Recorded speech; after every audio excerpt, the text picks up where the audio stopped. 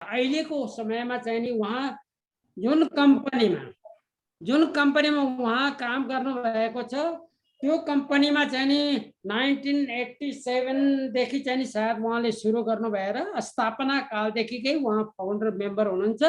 काम गर्दै गर्दै गर्दै गएर यो कम्पनीको चाहिँ नि सर्वोच्च चाहिँ नि शिखरमा पुगेर त्यसको चाहिँ नि सम्पूर्ण उहरू चाहिँ नि सम्हालेर बसिरहनु भएको छ।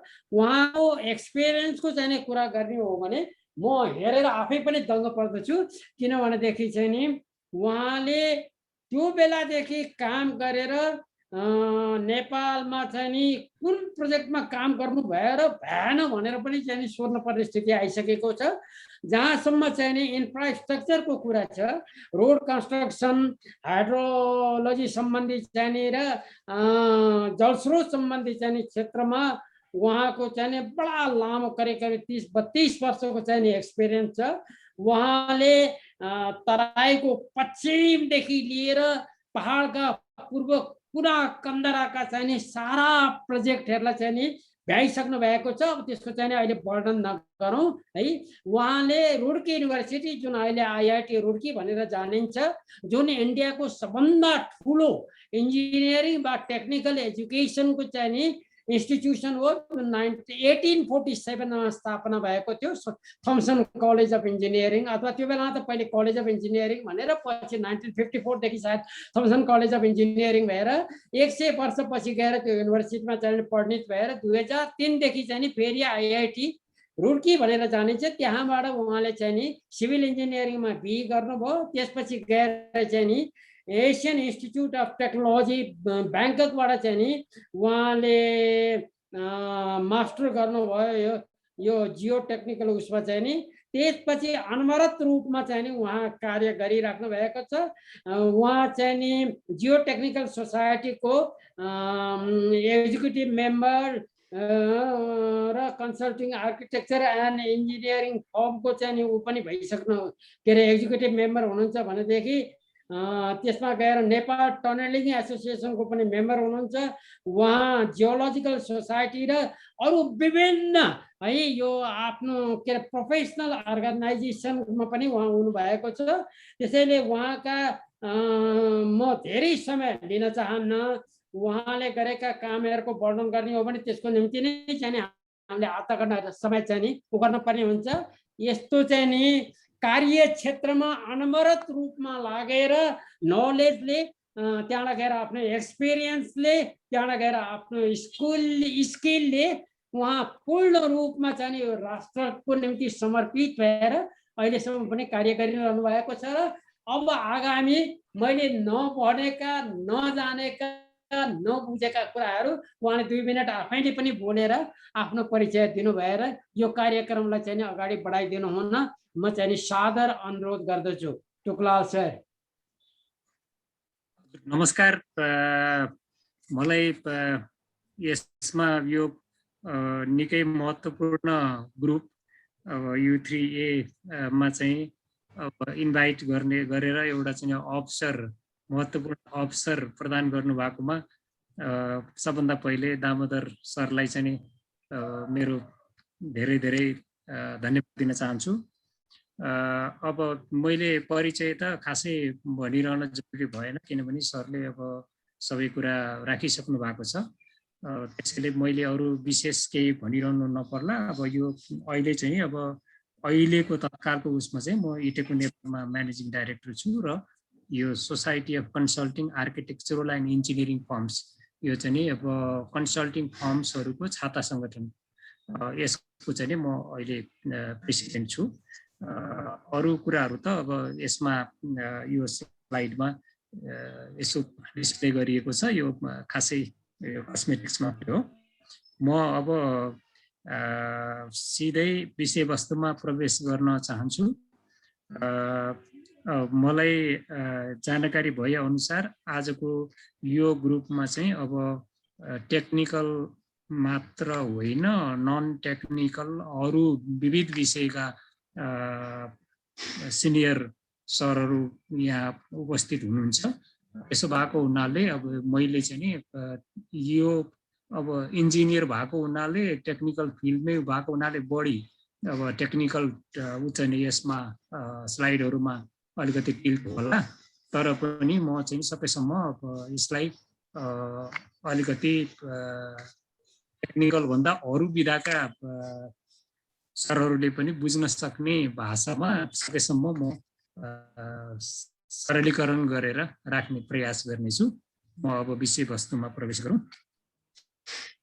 अब यसमा खास गरी अब यो यसको टपिक्स चाहिँ नि अब चुज गरेको अब नेपालको रोड डेभलपमेन्टको बारेमा चाहिँ अब यो चाहिँ नि हामी के ठिक बाटोमा छौं कि अब कतै बाटो बिराएका छौं कि अथवा के छ भन्ने कुरा चाहिँ नि यो चीज चाहिँ नि मुख्य यो प्रेजेन्टेसनमा यो कुरातिर चाहिँ नि फोकस गरेर म अगाडि बढ्ने छु।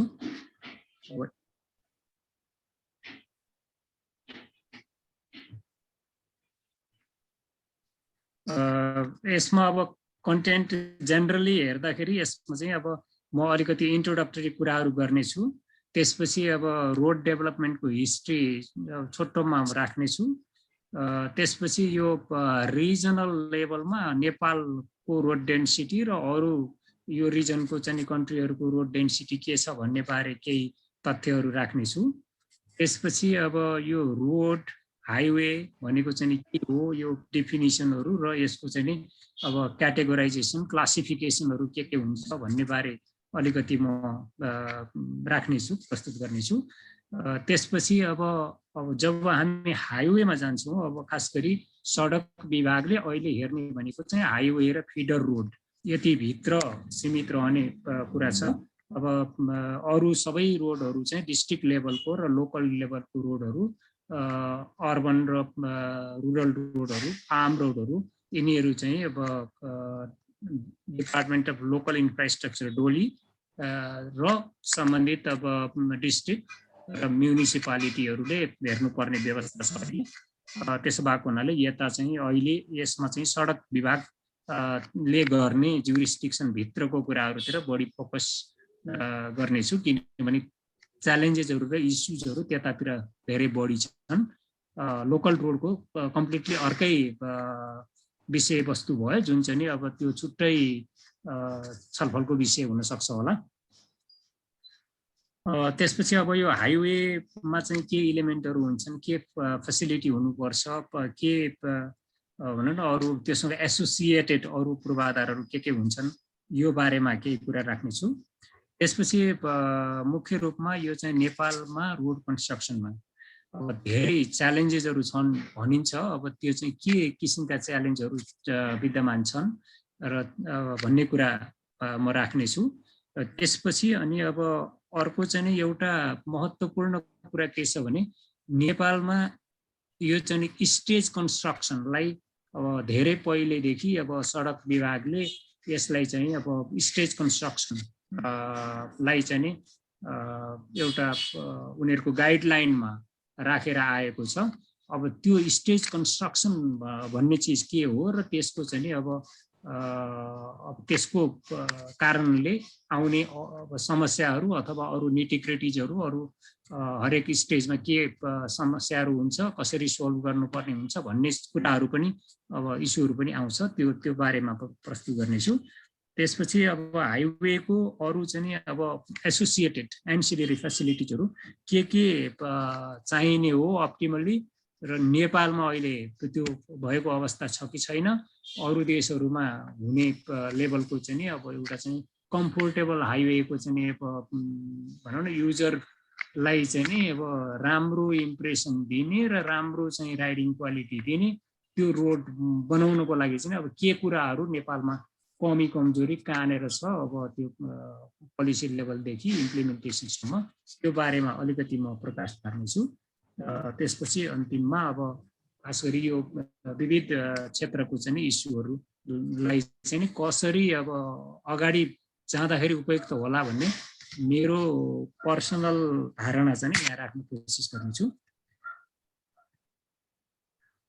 अब सबभन्दा पहिले त रोडको क्लासिफिकेसनको कुरा गर्दाखेरि अब यहाँ अब लोकल रोड भनेर जुन भनिन्छ त्यो चाहिँ नि अब सडक विभागको जुरिस्डिक्सन भित्र पर्दैन, यो चाहिँ अब स्थानीय विकास तिर पर्छ र सम्बन्धित म्युनिसिपालिटिजहरुतिर र डिस्ट्रिक्टतिर पर्छ। अब नेपालमा चाहिँ अहिले सबभन्दा धेरै लेन्थ रोड भएको चाहिँ 50,000 किलोमिटर भन्दा बढी चाहिँ यो लोकल रोडहरु छ। अब यो लोकल रोडहरु भनेको चाहिँ अब सबै धेरै जसो कच्ची रोडहरु र केही ग्राभल रोडहरु, केही चाहिँ थोरै मात्र अब बिटुमिनस रोडहरु छन्।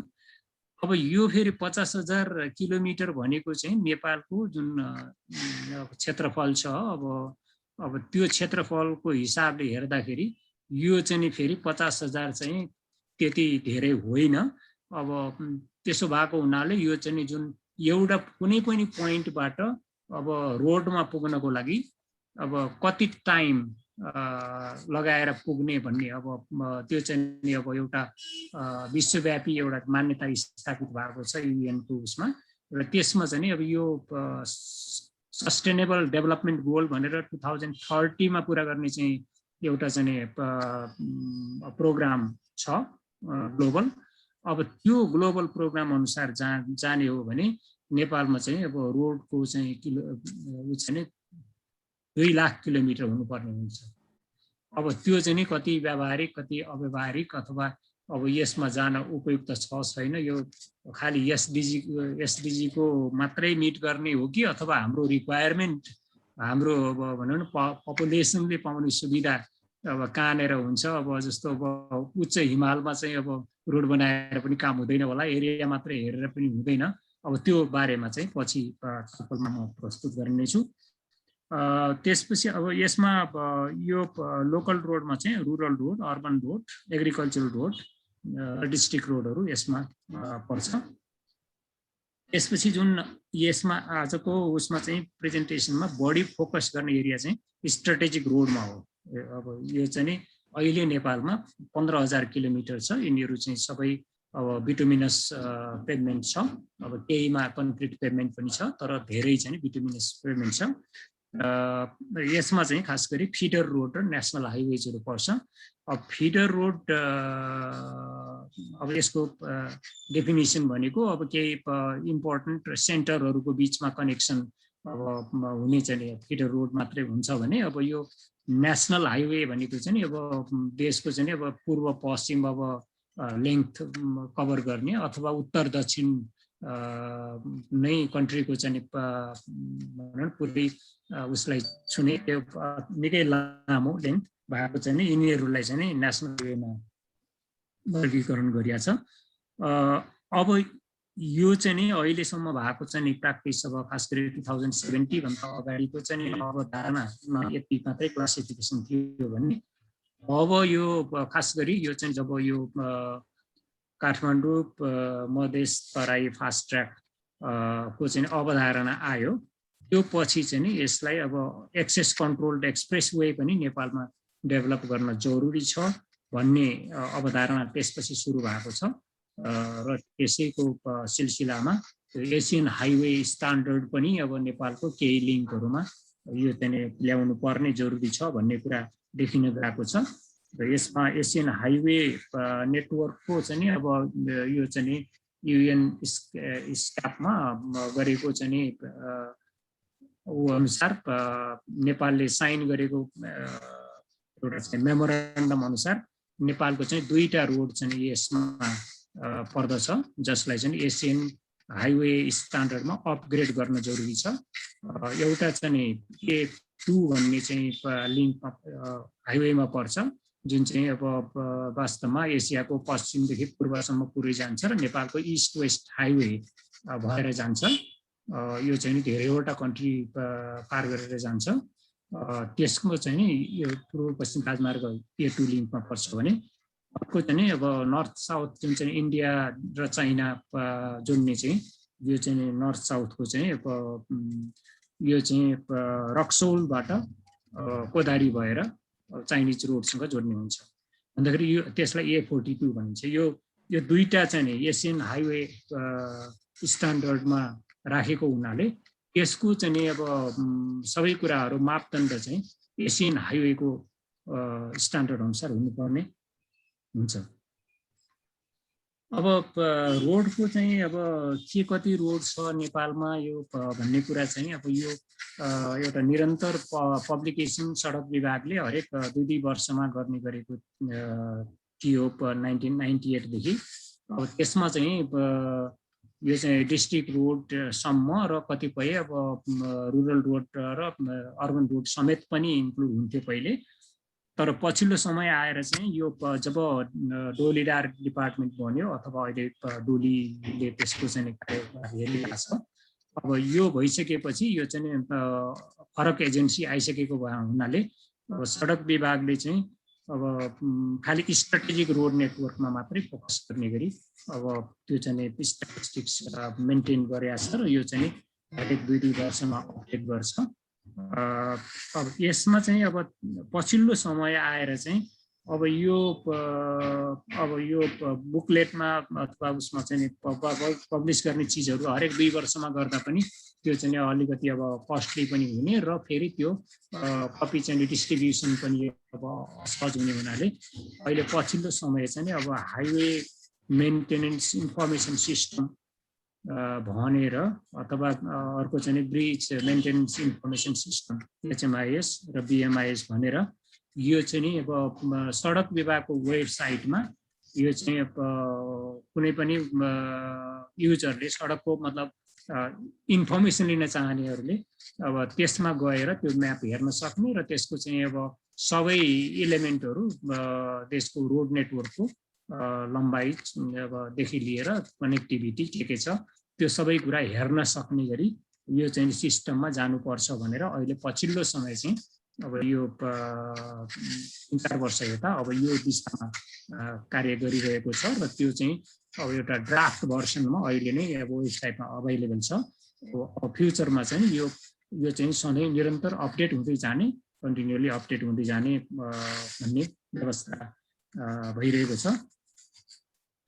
अब तर फेरि यो जुन लोकल रोडको कुरा छ हाम्रो 50,000 किलोमिटरभन्दा बढी भन्नाले हाम्रो अब जम्मा 15,000 किलोमिटरको मात्रै यो हाइवेको यो चाहिँ इन्फर्मेसन सिस्टम बन्न गइरहेछ तर 50,000 को चाहिँ अहिलेसम्म इन्फर्मेसन सिस्टम छैन र त्यसको चाहिँ 50,000 किलोमिटर त छ अब तर त्यसमध्ये कति चाहिँ अब ग्राभल छ, कति चाहिँ ब्ल्याकटप छ, कति चाहिँ सर्भिसेबल कन्डिसनमा छ, कति छैन भन्ने कुरा पनि यथार्थ तथ्य चाहिँ नि अब कहीँ हेर्न पाउने छैन। सम्बन्धित जिल्ला र सम्बन्धित म्युनिसिपालिटीमा सोधेर मात्रै थाहा हुने अवस्था छ भन्दाखेरि त्यो पार्ट चाहिँ अहिले एउटा चाहिँ ठुलो डेटा ग्याप छ त्यसमा। अब अहिले यसरी अब रोड नेटवर्क अब सबै ओभरअलले चाहिँ अहिले देशमा चाहिँ अब अहिले 77 जिल्ला भयो, त्यसमध्ये हुम्ला र डोल्पा बाहेक अरू सबैमा एक्सेस चाहिँ छ। अब सबै डिस्ट्रिक्ट हेडक्वार्टर्समा एक्सेस चाहिँ छ। अब तर एक्सेस भनेको अब त्यो चाहिँ नि अर्दन रोड छ, अब कुनैमा ग्राभल रोड छ, अब तर 60 भन्दा बढी जिल्लामा चाहिँ अहिले बिटुमिनस रोड पुगेको छ। अब सरस्वती हेर्दाखेरि यसको चाहिँ अब यो रोड नेटवर्क चाहिँ अब यो नक्सामा जेनरली देखिन्छ। अब यसमा चाहिँ अब हेर्दाखेरि के छ भने हाम्रो पपुलेसन सेन्टर भनेको चाहिँ अब साउदर्न प्लेन हो र काठमाडौँ भ्याली र पोखरा यो भ्याली बिचको मिडल्यान्डको भ्यालीहरू हो।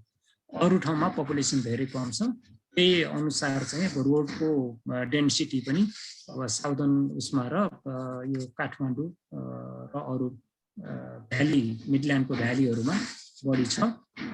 हिमाली क्षेत्रमा चाहिँ अब एरियाको हिसाबले हिमाली क्षेत्र अब हिउँले ढाकेको चाहिँ 15% मात्र छ, तर पपुलेसन धेरै कम भएको चाहिँ भाग अलमोस्ट नेपालको 30% भन्दा बढी छ, जसमा चाहिँ पपुलेसन धेरै कम छ र त्यहाँ चाहिँ रोड नेटवर्क अहिलेसम्म छैन र फ्युचरमा पनि त्यसको रिक्वायरमेन्ट अब जस्टिफाइड हुन चाहिँ अब स्ट्राटेजिक ग्राउन्डमा हुने एउटा कुरा भयो, तर पपुलेसनलाई सर्भ गर्ने हिसाबले चाहिँ त्यो चाहिँ अब त्यहाँनिर छैन। त्यसैले यो चाहिँ पपुलेसन सेन्टरतिर र अरू रिसोर्स सेन्टरहरूतिरै रोड फोकस हुने देखिन्छ। र अहिलेसम्म नेसनल हाइवे भनेर क्याटेगोराइज गरेको 21वटा छ भने फिडर रोड भनेर क्लासिफाई गरेको चाहिँ 57वटा छ। अब यो नेसनल हाइवे भन्ने अब यो चाहिँ अब यिनीहरू H01 देखि H21 सम्म यसरी अब क्लासिफाई गरिएको छ। अब यसको किलोमिटर लेन्थहरू यिनीहरू यसमा छ। यो अब यो डकुमेन्ट सायद अब इन्ट्रेस्ट हुने पार्टिसिपेन्ट सबैले प्राप्त गर्न सक्नुहुन्छ होला ग्रुपबाट। यसैले कुनै रेकर्डको लागि जरुरी भयो भने मात्र यहाँ राखेको हो। अदरवाइज अब यो यहाँ अहिले पढिरहन जरुरी पनि भएन। यसमा अरू सबै रोडहरू अब धेरै रोडहरू चाहिँ पञ्चायतकालीन उसबाटै सुरु भएका रोडहरू हुन्। अहिले चाहिँ अलिकति अपग्रेड भएको अवस्थाहरू हो। तर अब यसमा चाहिँ पछिल्लो जुन अब खास गरी अब H15 भन्दा तलको चाहिँ रोडहरू छ नि, यिनीहरू चाहिँ अहिले पछिल्लो समयमा चाहिँ एड गरेका रोड हुन्। त्यसमा काठमाडौँ रिङ रोडलाई पनि राखिएको छ। त्यसपछि कोस्टल हाइवे, पुष्पलाल हाइवे, अनि सभा ब्रह्मदेव हाइवे, यो सानो लिङ्क पनि हाइवेमा राखिएको छ। त्यसपछि काठमाडौँ तराई एक्सप्रेस वे र काठमाडौँ आउटर रिङ रोड, यिनीहरूलाई चाहिँ यो क्याटेगोरीमा राखिएको छ, जुन चाहिँ अब यो डेभलपमेन्टको सुरुको चरणमा प्रायः जसो यिनीहरू चाहिँ अहिले पछि एड भएको हो। अरू चाहिँ 15वटा चाहिँ यो धेरै वर्ष पहिलेदेखि नै फिक्स भएका हाइवेहरू हुन्। त्यसपछि अब यो हाइवेबाट अब अरू पपुलेसन सेन्टर अथवा चाहिँ रिसोर्स सेन्टरहरू अथवा मेजर इन्डस्ट्रियल एरियाहरू, मेजर एग्रिकल्चरल एरियाहरू, hydro power site, mining site, यिनीहरू जोड्ने चाहिँ फिडर रोडहरू चाहिँ हाइवेबाट जोडिन्छ। अब तिनीहरू चाहिँ अहिले 57 छ नम्बर टोटल। अब यो बाहेक अरू अब लोकल रोडको त कुरा मैले अघि अगाडि भनि नै सकेँ। त्यो अहिले त्यसको डाटाबेस यसमा छैन। अब रोड डेभलपमेन्ट चाहिँ नेपालमा अब खास त अब यो 1950s तिर सुरु भयो र पहिलो रोड चाहिँ अब यही अब भीमफेदी भएर काठमाडौँ आउने इन्डियन बोर्डरबाट यो रोड चाहिँ पहिलो रोड भयो। भीमफेदीसम्म पहिलो रोड भयो। त्यसपछि त्रिभुवन राजपथ चाहिँ अब यो माथि सिमभन्ज्याङबाट आएको अवस्था भयो। यो चाहिँ पहिलो रोड भयो। त्यसपछि त्यो चाहिँ अब इन्डियन गभर्मेन्टको सहयोगमा भएको भयो। त्यसपछि अनि अब रोडहरू चाहिँ कुनै इन्डियन गभर्मेन्टको सहयोगमा, कुनै चाइनिज गभर्मेन्टको सहयोगमा, USA, UK, USSR, Switzerland, Japan, यिनीहरूबाट चाहिँ कतिपय रोडहरू बनेका छन् भने अब पछिल्लो समयको चाहिँ खास गरी वर्ल्ड ब्याङ्क र ADB-ले यो चाहिँ रोडको स्तरोन्नतितिर चाहिँ बढी ध्यान दिएको छ। अब रोडको अब भन्नाले पछिल्लो अवधारणा चाहिँ के भयो भने रोड चाहिँ खालि एउटा रुट सेलेक्सन गरेर अर्थवर्क मात्रै गरेर अथवा ग्राभल मात्रै गरेर त्यो चाहिँ अब सर्भिसेबल हुँदैन। त्यसले राम्रो सुविधा युजरलाई चाहिँ दिँदैन। खास रोडमा चाहिँ भेहिकल अपरेटिङ कस्ट भन्ने चिज, अब भनौँ न भेहिकल चलाउँदाखेरि पर्ने कस्ट कति हुन्छ अब 100 किलोमिटर अथवा यस्तोमा, त्यो चाहिँ मिनिमम हुने चाहिँ कसरी हुन्छ भन्ने कुरातिर ध्यान दिनुपर्ने हो। अब खालि लिङ्क मात्रै गरेर पुग्दैन। त्यसबाट यो पछिल्लो समय चाहिँ वर्ल्ड ब्याङ्क र ADB-ले गरेको चाहिँ यसलाई स्तरोन्नति गरेर यो चाहिँ ट्राभल टाइम घटाउने, अब भेहिकल अपरेटिङ कस्ट घटाउने, ओभरअल इफेक्ट चाहिँ कन्ट्रीको ट्रान्सपोर्ट कस्टलाई चाहिँ मिनिमाइज गर्ने हो। यो चाहिँ मुख्य अवधारणाको आधारमा वर्ल्ड ब्याङ्क र ADB-ले नेपाललाई सघाइरहेका छन्।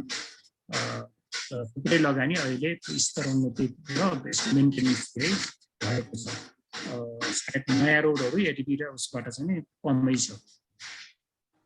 अब अब यो यसो कसरी डेभलप हुँदै आयो भन्दाखेरि अब हाम्रो फर्स्ट 5 इयर प्लान जुन अब 2013 भन्दा अगाडिको सिनेरियो हेऱ्यो भने नेपालमा जम्मा 600 किलोमिटर मात्रै रोड थियो भने अब पञ्चायतको चाहिँ एन्डतिर आउँदाखेरि अब टोटलमा 7000 किलोमिटर रोड भएको थियो। अहिले चाहिँ अब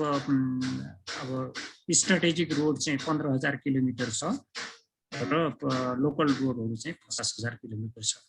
भन्दाखेरि क्वान्टिटेटिभली हेऱ्यो भनेदेखि यो पछिल्लो समय चाहिँ किलोमिटर चाहिँ बढाउने चाहिँ अब धेरै ट्रेन्ड चाहिँ यस्तो देखिन्छ। तर क्वालिटी र उसको हिसाबले हेर्दाखेरि वास्तवमा यो स्ट्राटेजिक रोड मात्रै अब एक लेभलको सर्भिसेबिलिटी अब सकेसम्म इन्स्योर गरेको छ। तर अब यो रुरल रोडहरुकोमा चाहिँ यो सर्भिसेबिलिटी इन्स्योर गर्ने भन्दा पनि यो एक्सेस अब खास फेयर वेदरमा चाहिँ एक्सेस दिने कामतिर मात्रै बढी छ र केही डिस्ट्रिक्ट हेडक्वार्टर र पपुलेसन सेन्टरहरु हाइड्रो पावर यिनीहरु जोड्ने मात्रै छ। भन्दाखेरि मेन चाहिँ नि हाम्रो चाहिँ अहिले चाहिँ भएको चाहिँ नि अलिकति अब राम्ररी सर्भिस दिइरहेको हिसाबले हेर्दाखेरि स्ट्राटेजिक रोड नेटवर्क नै मुख्य हो। रुरल रोडले वास्तवमा अपेक्षा गरेको अनुसारको सर्भिस अहिले दिन सकेको अवस्था छैन। एक्सेप्ट कनेक्टिभिटी कनेक्सन भएको छ, एयर वेदरमा चाहिँ काम गरेछ, तर अब अल वेदर चाहिँ नि हुन नसकिरहेको अवस्था छ। त्यसको साथै अब यो अर्को चाहिँ कुरा इन्ट्रेस्टिङ के भयो भने हाम्रो यो रोडको किलोमिटर त यसरी वात्त बढेको देखियो पछिल्लो समय र अर्कोतिर यो रिक्वायरमेन्ट हो कि होइन भन्ने हिसाबले हेर्दाखेरि चाहिँ अब 1980 पछि चाहिँ हेऱ्यो भनेदेखि अब हाम्रो रोडमा ट्राफिक चाहिँ एभरेजमा पनि 10% पर एनमको दरले बढेको देखिन्छ। भनेको जुन चाहिँ हाम्रो जीडीपी को ग्रोथ रेट भन्दा धेरै बढी, अलमोस्ट भनौँ न डबलको हाराहारीमा हो। यो भनेको चाहिँ यो खास गरी अल्पविकसित देशहरूको एउटा चाहिँ इन्फ्रास्ट्रक्चर फेज हुन्छ। जति बेला चाहिँ इकोनोमी भर्खर टेकअप गर्न लागेको बेलामा चाहिँ यो बेलामा चाहिँ जीडीपी ग्रोथ रेट भन्दा यो चाहिँ इन्फ्रास्ट्रक्चर यो रोड चाहिँ बढ्नुपर्छ। त्यसैले यो डबल छ अहिले। यो चाहिँ क्रमशः पछि गएर चाहिँ अल्टिमेटली अब स्याचुरेट भइसकेपछि चाहिँ जीडीपी ग्रोथ रेट र ट्राफिक ग्रोथ रेट चाहिँ करिब करिब बराबरको लेभलमा हुन जान्छ। अब हामी अब यो रोड डेभलपमेन्ट यसरी भइरहेछ नेपालमा। अब यो चाहिँ हामी कसरी कहाँ छौँ त? अब हाम्रो चाहिँ यो रिजनमा हेर्दाखेरि अब यहाँ चाहिँ अब यो रोड डेन्सिटी हरेक 100 स्क्वायर किलोमिटरमा कति किलोमिटर रोड छ भन्ने कुरा चाहिँ यसमा राखिएको छ। यसमा हेर्दाखेरि अब हाम्रो भन्दा कम भनेको चाहिँ अफगानिस्तानमा छ 3.5 किलोमिटर पर 100 स्क्वायर किलोमिटर। नेपालमा 11.8 छ भने भुटान हाम्रो भन्दा धेरै पछि मलाई लाग्छ उनीहरूको रोड नेटवर्क सुरु भएको 80 भन्दा पछि हो। त्यस उनीहरूको चाहिँ 21.8 छ भनेको हाम्रो भन्दा डबल छ। पाकिस्तानको 33 छ, चाइनाको 42 छ, मलेसिया 47 छ भने इन्डियाको चाहिँ हामीसँगैको इन्डियाको चाहिँ 142 छ, बङ्गलादेशको 144 छ, श्रीलङ्काको 173 छ। भन्दाखेरि हाम्रो चाहिँ यो डाटा अनुसार एरियाको हिसाबले हेर्दाखेरि हामीले रोड डेभलप गर्न पुगेको छैन। हामीले कनेक्टिभिटी चाहिँ नि अब रिजनमा पपुलेसन सेन्टरलाई अरू चाहिँ रिसोर्स सेन्टरलाई अब दिन सकेका छैनौँ भन्ने कुरा चाहिँ नि यसबाट देखिन्छ। भनेको मतलब यो रोड डेभलप बढी गर्नुपर्छ भन्ने जुन एसटिजी को ऊ अनुसार पनि नेपालमा 2 लाख किलोमिटर रोड हुनुपर्छ भन्ने चाहिँ चिज यसले पनि अब यो रिजनको हिसाबले हेर्दाखेरि हुनुपर्ने जस्तो देखिन्छ। तर अघि मैले भने अब हिमाली क्षेत्रमा अब रोड मात्रै बनाएर भएन, पपुलेसन सेन्टरको छैन।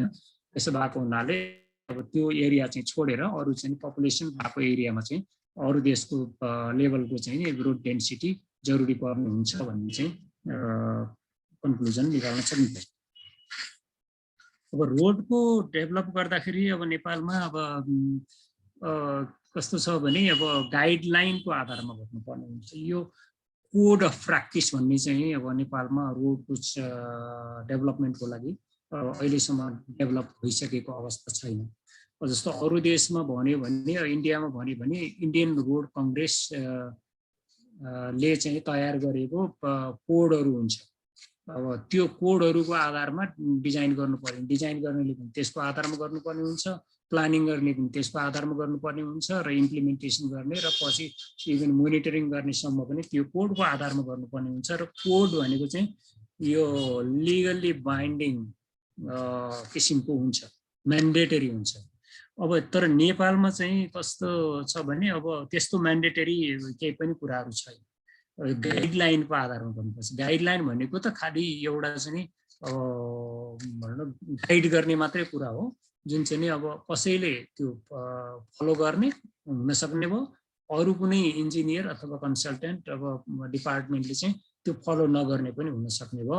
एउटा चाहिँ मार्गदर्शन मात्रै भयो, अब फलो गर्नै पर्छ भन्ने बाध्यात्मक अवस्था भएन। यसमा चाहिँ नि अब नेपाल रोड स्ट्यान्डर्ड 2027 पहिलो बनेको थियो, त्यो पनि अब गाइडलाइनकै रूपमा स्ट्यान्डर्डको रूपमा भयो, जुन चाहिँ कोड होइन। त्यसपछि अनि design standard of feeder road चाहिँ अब यो 90s मा डेभलप भएको थियो, जसले स्टेज कन्स्ट्रक्सनलाई प्रमोट गर्न प्रपोज गरेको थियो। त्यसपछि यो नेपाल रोड स्ट्यान्डर्ड अब पछिल्लो समय चाहिँ 2070 मा यो चाहिँ अपडेट भएको छ, जुन चाहिँ अब यो अपडेट चाहिँ अब रिजनल र अरू चाहिँ अब रोडहरूको तुलनामा उनीहरूको स्ट्यान्डर्डसँग कम्प्याटेबल हुने गरी हामीले हाइवे डेभलप गर्नुपर्छ भन्ने अवधारणाबाट यो 2070 मा पब्लिस भएको छ। अब यो चाहिँ यो अनुसार चाहिँ काम चाहिँ भर्खर सुरुवातको चरणमा मात्रै छ, यो अगाडि खासै बढिसकेको अवस्था छैन।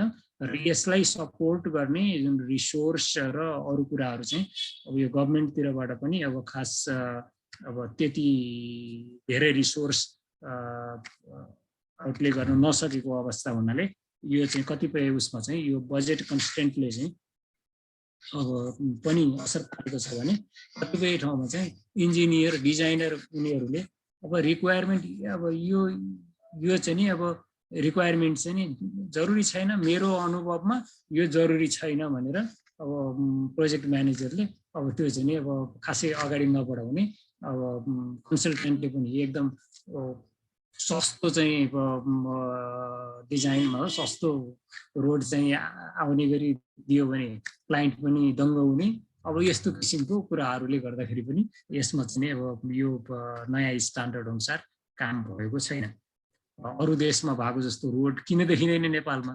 अब त्यो चाहिँ नि अब अरू त हाम्रो पहिले त कोड छँदै थिएन, अब यो भर्खर बनाएको, यो भर्खर भन्नु पर्यो अब 8 वर्ष अगाडि बनेको यो अहिले इम्प्लिमेन्ट भएको अवस्था पनि छैन। त्यसपछि अर्को एउटा अब नेपाल चाहिँ एउटा रिस्क जोनमा पर्छ। अब खास गरी हिमालय र हिन्दकोश एरियामा चाहिँ नि खास गरी नयाँ माउन्टेन भएको हुनाले यसमा चाहिँ अब डिजास्टर प्रोन एरिया भएको हुनाले यसमा चाहिँ अब रिस्क इन्जिनियरिङ एप्रोच फलो गर्नुपर्छ भनेर माउन्टेन रिस्क इन्जिनियरिङ म्यानुअल बनाएको छ, जुन चाहिँ अब नेपालमै अब इसिमोडको हेड अफिस भएको हुनाले उसले चाहिँ नेपाललाई पनि धेरै हदसम्म उपयोगी हुन सक्ने भनेर एउटा ह्यान्डबुक डेभलप गरेको छ। अब त्यो ह्यान्डबुक चाहिँ 1991 मा डेभलप भएको, तर के भयो भने त्यो ह्यान्डबुक मात्रै भयो, त्यो एउटा रेफरेन्स मेटेरियल मात्रै भयो, त्यो चाहिँ नि त्यो स्ट्यान्डर्ड पनि भएन र त्यो चाहिँ कोड भनेर बाध्यात्मक पनि भएन। त्यसले गर्दाखेरि त्यो चाहिँ त्यो डकुमेन्ट छ, तर अब it's a very comprehensive document, तर अब यो चाहिँ अब यसलाई व्यवहारमा यसलाई फिल्डमा ट्रान्सलेट गर्न सकिरहेको अवस्था छैन। त्यसपछि अर्को चाहिँ यो खास गरी ढोलीदार डेभलप गर्ने बेलामा, स्थापना गर्ने बेलामा चाहिँ अब यसमा टेक्निकल असिस्टेन्स लिएर एप्रोच, वर्क नर्म, यो डिजाइन स्ट्यान्डर्ड, लोकल र एग्रिकल्चरल रोडको चाहिँ डेभलप गरिएको थियो। र सुरुको चरणमा चाहिँ यो चाहिँ डोलीडारमा चाहिँ यो अनुसार डिस्ट्रिक्ट ट्रान्सपोर्ट मास्टर प्लान भन्ने व्यवस्था गरेका थियो। त्यसमा चाहिँ यो चिजहरू अब कन्सिडर गरिया हुन्थ्यो। अब त्यो पनि पछिल्लो समयमा डोलीदार नै अब एकदमै सीमित दायराभित्र सीमित रेस्पोन्सिबिलिटी दिएर स्कोप दिएर डोलीमा परिणत भयो। त्यसले गर्दाखेरि यो चिजहरू यो प्र्याक्टिस चाहिँ अलिकति राम्रो प्र्याक्टिस सुरु भएको थियो, तर त्यो चाहिँ अब नो मोर। अहिले कुनै district transport master plan update गर्ने भनेर त्यसको आधारमा इम्प्लिमेन्ट गर्दै जाने भन्ने डिसिप्लिन्ड एप्रोच थियो। त्यो एप्रोच चाहिँ अब अहिले चाहिँ फङ्सनल नभएको देखिरहेछ। अब यो नेपालभित्र भएको यो गाइडलाइनहरू मात्रै भयो। अब यसबाहेक बाहिरको रिफर गर्दाखेरि नेपालमा गर्ने रोडमा चाहिँ इन्डियन रोड कङ्ग्रेसले डेभलप गरेको जुन कोडहरू छ त्यही कोडहरू नै अहिले चाहिँ प्रिन्सिपल फलो गर्ने डकुमेन्ट कम्प्लाई गर्ने डकुमेन्ट त्यही नै भएको छ।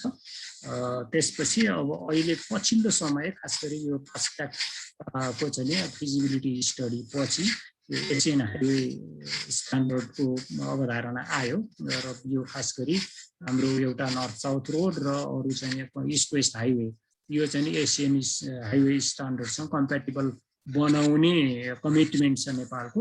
त्यसो भएको हुनाले त्यो कमिटमेन्ट फुलफिल गर्ने हिसाबले पनि एसियन हाइवे स्ट्यान्डर्ड कमसेकम त्यो दुईटा लिङ्कमा फलो हुनुपर्छ भन्ने चाहिँ भइरहेको छ। र अरू चाहिँ रिजनल लिङ्कमा अब अहिले चाहिँ अब खास गरी मेन सेन्टरहरूलाई चाहिँ नोडल पोइन्टलाई चाहिँ अब इन्डियासँगैको कनेक्सनमा चाहिँ अब यिनीहरू चाहिँ मेन लिङ्कहरू चाहिँ इन्डियासँग जोड्नु त्यो पनि अब एसियन हाइवे स्ट्यान्डर्डमा हुन जरुरी छ भन्ने चाहिँ आइरहेको छ। अब यही सिलसिलामा यही अब रोड र अरू चाहिँ नि सेक्टरको पनि यो अब सबै कुराहरूलाई अब प्रोसिजरहरू र यसको चाहिँ परिपाटीहरू यो सबै चिजलाई अलिकति स्ट्रिमलाइन गरेर अब अलिकति राम्रो तरिकाले गर्ने भनेर प्रोजेक्ट इम्प्लिमेन्टेसन प्र्याक्टिसलाई इम्प्रुभ गर्ने भनेर पब्लिक वर्क डाइरेक्टिभ यो चाहिँ अब एउटा मलाई लाग्छ 1.5-2 वर्षको स्टडीको आधारमा डेभलप गरिएको थियो। 2002 मा पब्लिस भएको थियो। त्यसले केही समयसम्म यो चाहिँ गभर्मेन्टले एप्रुभ गरेको हुनाले यसको रेफरेन्स यो रिफर गरिएको थियो। तर पछिल्लो समय गएर अब जब खास गरी अब यसमा भएको प्रोसिजरहरू र यिनीहरू चाहिँ अब डिपार्टमेन्टले फलो गर्ने लेभलसम्म चाहिँ फलो गरिएको थियो। त्यसपछि जब पब्लिक प्रोक्युरमेन्ट मोनिटरिङ अफिस भनेर छुट्टै अफिस अब प्रधानमन्त्रीको अध्यक्षतामा भइसकेपछि यसको सबै जिम्मेवारी चाहिँ उता ट्रान्सफर गरिसकेपछिको अवस्थामा चाहिँ के हुन गयो भने यो चाहिँ यो पब्लिक वर्क डाइरेक्टिभको जुन मकसद थियो त्यो चिज चाहिँ इम्प्लिमेन्ट हुने भएन कि त्यहाँ चाहिँ बढी चाहिँ यो बिडिङ प्रपोजल टेन्डर योसँग रिलेटेड प्रोक्युरमेन्ट रिलेटेड चिजतिर मात्रै फोकस हुनुभयो। त्यसले गर्दा अहिले यो चाहिँ अब रिडन्डेन्ट भएको छ यो पब्लिक वर्क डाइरेक्टिभ।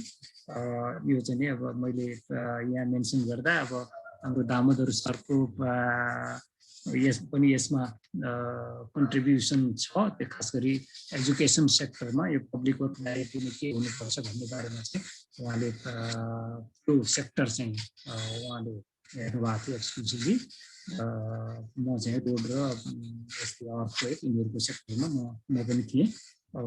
त्यति बेलादेखि दामोदर सरसँग सहकार्य गर्ने सँगै कोल्याबोरेट गर्ने चाहिँ मौका मिलेको थियो।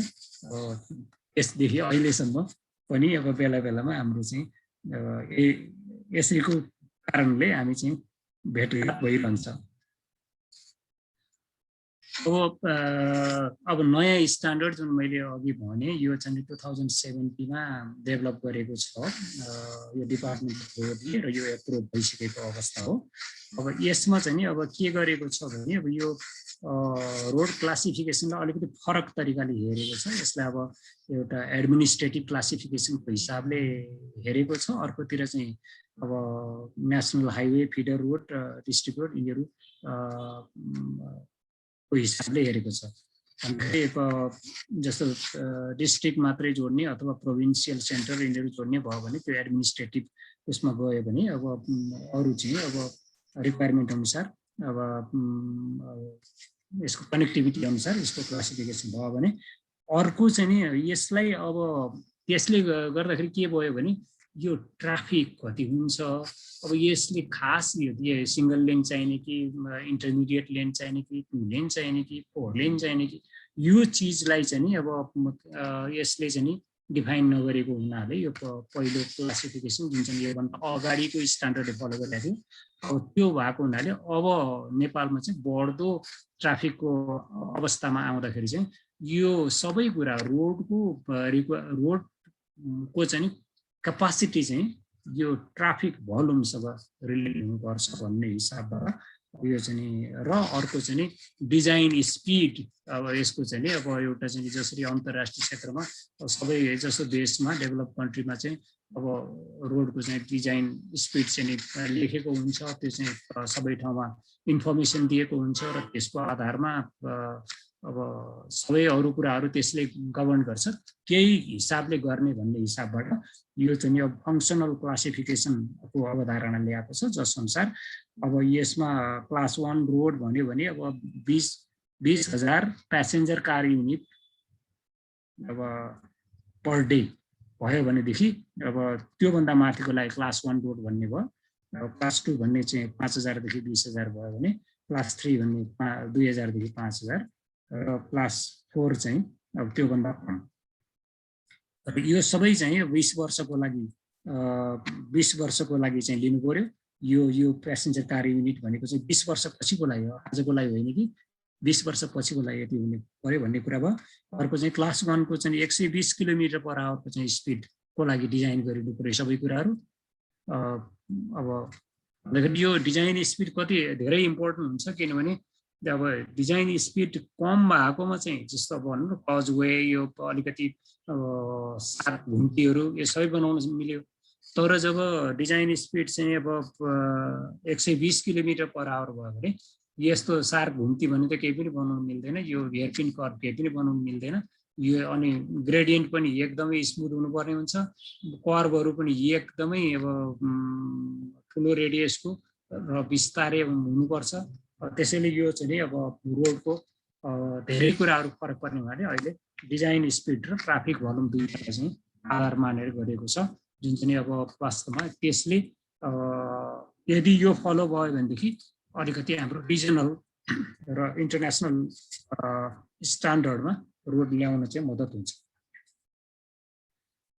अब त्यसपछि अर्को चाहिँ अब रोड क्यापासिटीको कुरा गरिएको छ, जसमा चाहिँ जस अनुसार अब यसमा चाहिँ अब मानिलिउँ रोलिङ टेरेन भनेको अब धेरै माउन्टेनस स्टिप होइन र अर्को चाहिँ नि कर्वेचर लो भएको रोडहरू छ भनेदेखि अब त्यसमा चाहिँ नि अब सिंगल लेनको क्यापासिटी भनेको 1800 public car unit passenger car unit हो। अब त्योभन्दा बढी ट्राफिक हुने भयो 20 वर्षपछि भने त्यसमा इन्टरमिडिएट लेन गर्नु पर्यो, त्यसको 5,700 क्यापासिटी भयो। त्योभन्दा बढी भयो भने डबल लेन गर्नु पर्यो, 11,000 प्यासेन्जर कार युनिट सम्म त्यसको क्यापासिटी हुन्छ। त्योभन्दा बढी भयो भने 4 लेनमा जानु पर्यो, जसको चाहिँ अधिकतममा 32,500 प्यासेन्जर कार युनिटसम्म यसको चाहिँ क्यापासिटी हुनसक्छ। भन्दाखेरि अब रोड कति लेनको हुनुपर्छ भन्ने कुरा यसबाट आउँछ। अब यो नेपालमा अहिले भइरहेको चाहिँ कस्तो छ भने अब लोकल लेभलको डिमान्ड अथवा चाहिँ पोलिटिकल लिडरको डिमान्ड अब इन्स्ट्रक्सन अनुसार अब कहीँ जस्तो भनौँ न अब कुनै पनि ठाउँ अब विराटनगरबाट इटहरी अब 8 लेन जरुरी छ कि छैन, यो कुरा यो आधारमा हेरिएको देखिँदैन। अब त्यस्तै अब नेपालगञ्जमा पनि अब नै होला टोलपुर यति ट्राफिक छ कि छैन भन्ने कुरा चाहिँ हेऱ्यो भने यति ट्राफिक नभएको अवस्थामा पनि अब यसरी भइरहेको देखिन्छ अहिले। अब त्यो चाहिँ नि हाम्रो अब प्र्याक्टिसमा यो छ अहिले, जुन कुरा चाहिँ नि अब सुधार हुनुपर्ने छ। अब त्यो चाहिँ नि त्यो इस्यु आयो पछि अब कन्क्लुडिङमा पनि यो इस्युलाई अब सोल्भ गर्ने उपाय निकाल्नुपर्छ भन्ने बारेमा केही राखौँला। अब हाइवेमा अब विभिन्न इलिमेन्ट हुन्छ, अब जस्तो होरिजेन्टल उसमा लेभलमा चाहिँ कसरी जानुपर्छ, कर्भहरू कतिको सार्प हुन सक्छ, अथवा अब कुनै अब कुनाबाट जाने भयो भनेदेखि अब घरको नजिकबाट जाने भयो भनेदेखि अथवा कुनै अरू पर्खालको नजिकबाट जाने भयो अथवा हाई रिजको नजिकबाट जाने भयो भने कति डिस्टेन्स चाहिन्छ, अब अथवा हेयरपिन भएर फर्केर आउनु पर्ने भयो भने त्यसमा चाहिँ अब कस्तो किसिमको डिजाइन चाहिन्छ। त्यसपछि कर्भहरूमा अब रोडको विड्थ सबै ठाउँ बराबर नभएर कर्भ भएको ठाउँमा बढी चाहिन्छ, किनभने गाडी टर्न गर्नको लागि चाहिँ उसले अगाडिको पाङ्ग्रा र पछाडिको पाङ्ग्रा एकै ठाउँबाट जाँदैन, त्यसो भएको हुनाले बढी विड्थ चाहिन्छ। अब त्यो चिजहरू अब यिनीहरू चाहिँ अब होरिजेन्टल एलिमेन्ट भयो यसको चाहिँ रोडको।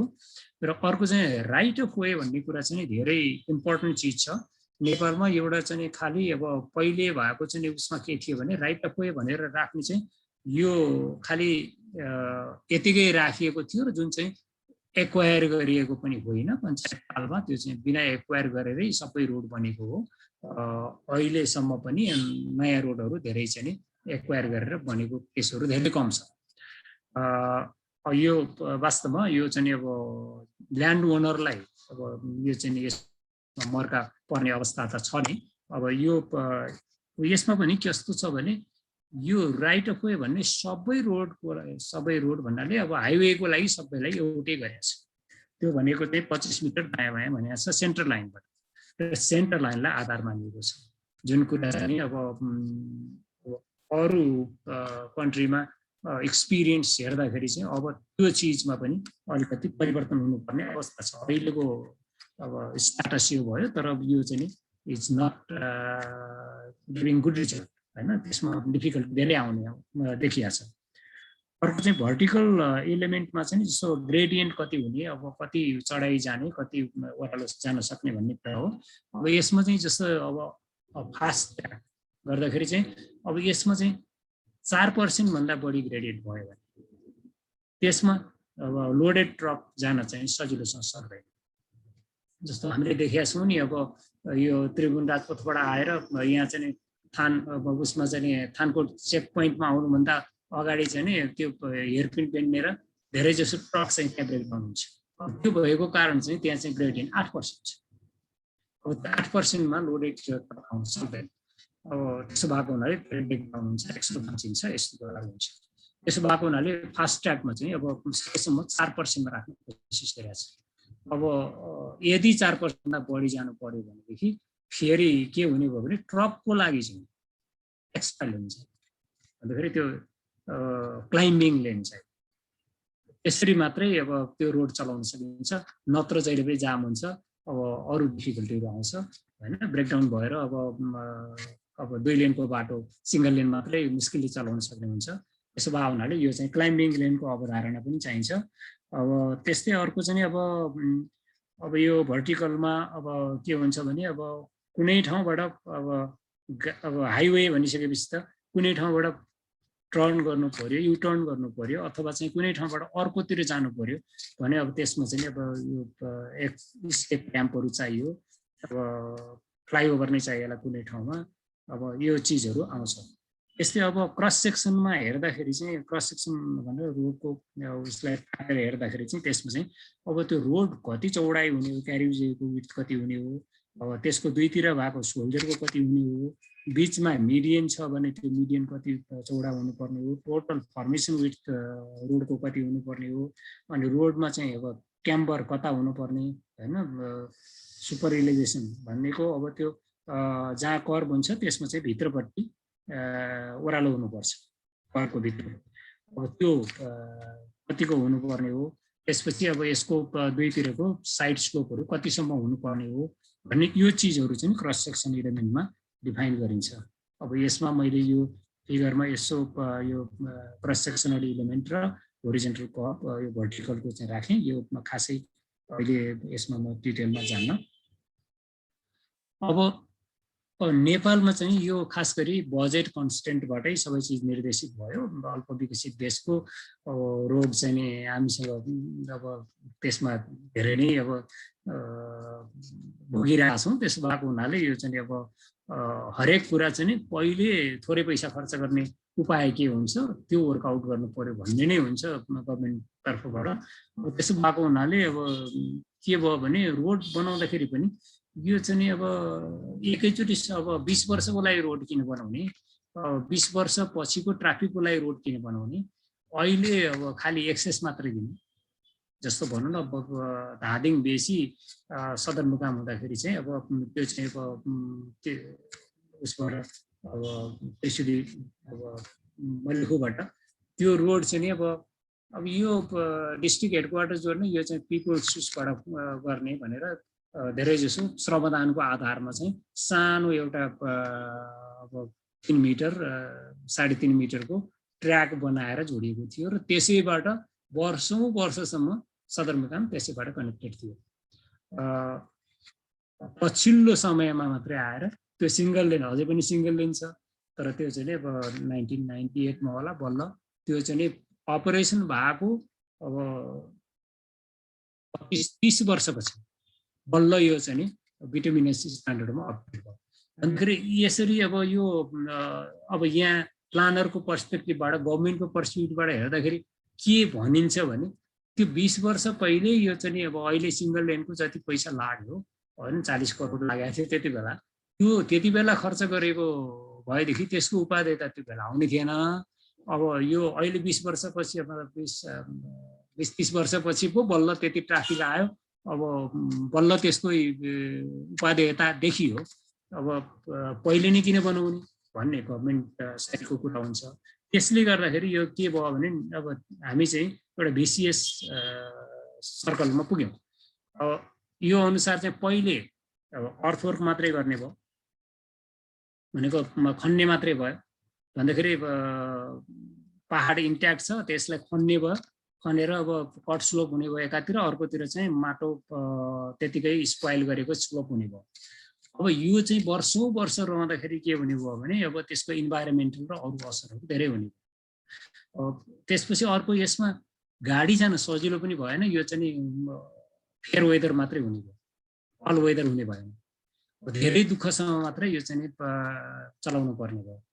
यसमा चाहिँ भेहिकल अपरेटिङ कस्ट एकचोटि भनौँ न अब मलेखुबाट धादिङ बेसी जाँदाखेरि ट्रकले एकैचोटिमा उसले चाहिँ 20,000 भन्थ्यो भने एक ट्रिपमा, अब अहिले चाहिँ त्यो 2-4 हजारमा हुन्छ।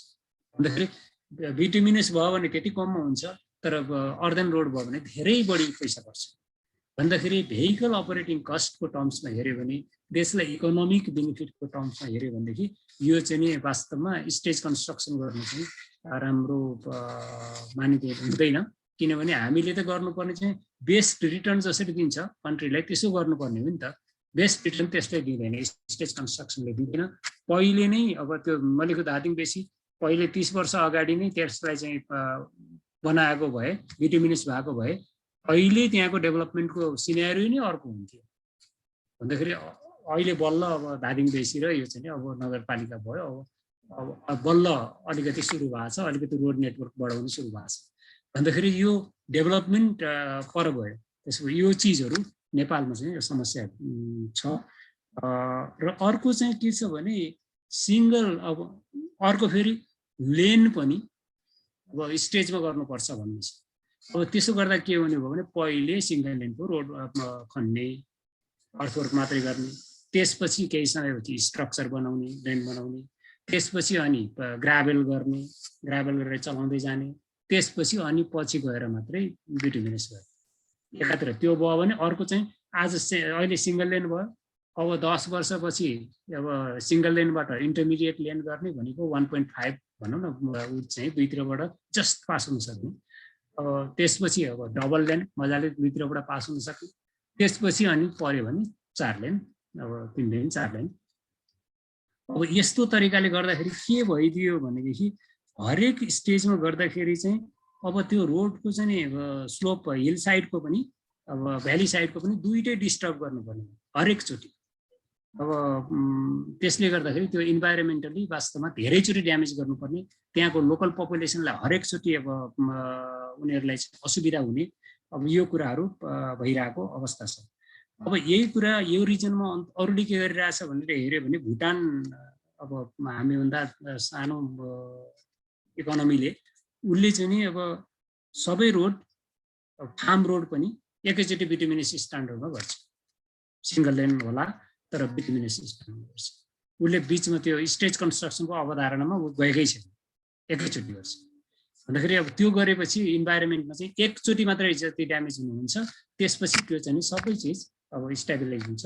त्यसपछि अब अरू कुनै समस्याहरू हुँदैन, समस्याहरू हुँदैन। अब हाम्रोमा जस्तो भनौँ न अब यो स्टेज कन्स्ट्रक्सनको अब इन्भेस्टमेन्ट सुरुमा कम भयो तर ओभरअलमा यसको चाहिँ अब लाइफ साइकल नभनौँ अब भनौँ 30-40 इयर्सको टाइम फ्रेममा हेऱ्यो भनेदेखि वास्तवमा स्टेज कन्स्ट्रक्सन चाहिँ कन्ट्रीको लागि चाहिँ बढी महँगो पर्न जान्छ एकैचोटि गरेको भन्दा। एकैचोटि गरे भएदेखि अब त्यसले अरू धेरै डेभलपमेन्टहरू इन्ड्युस गर्न सक्ने हुन्थ्यो।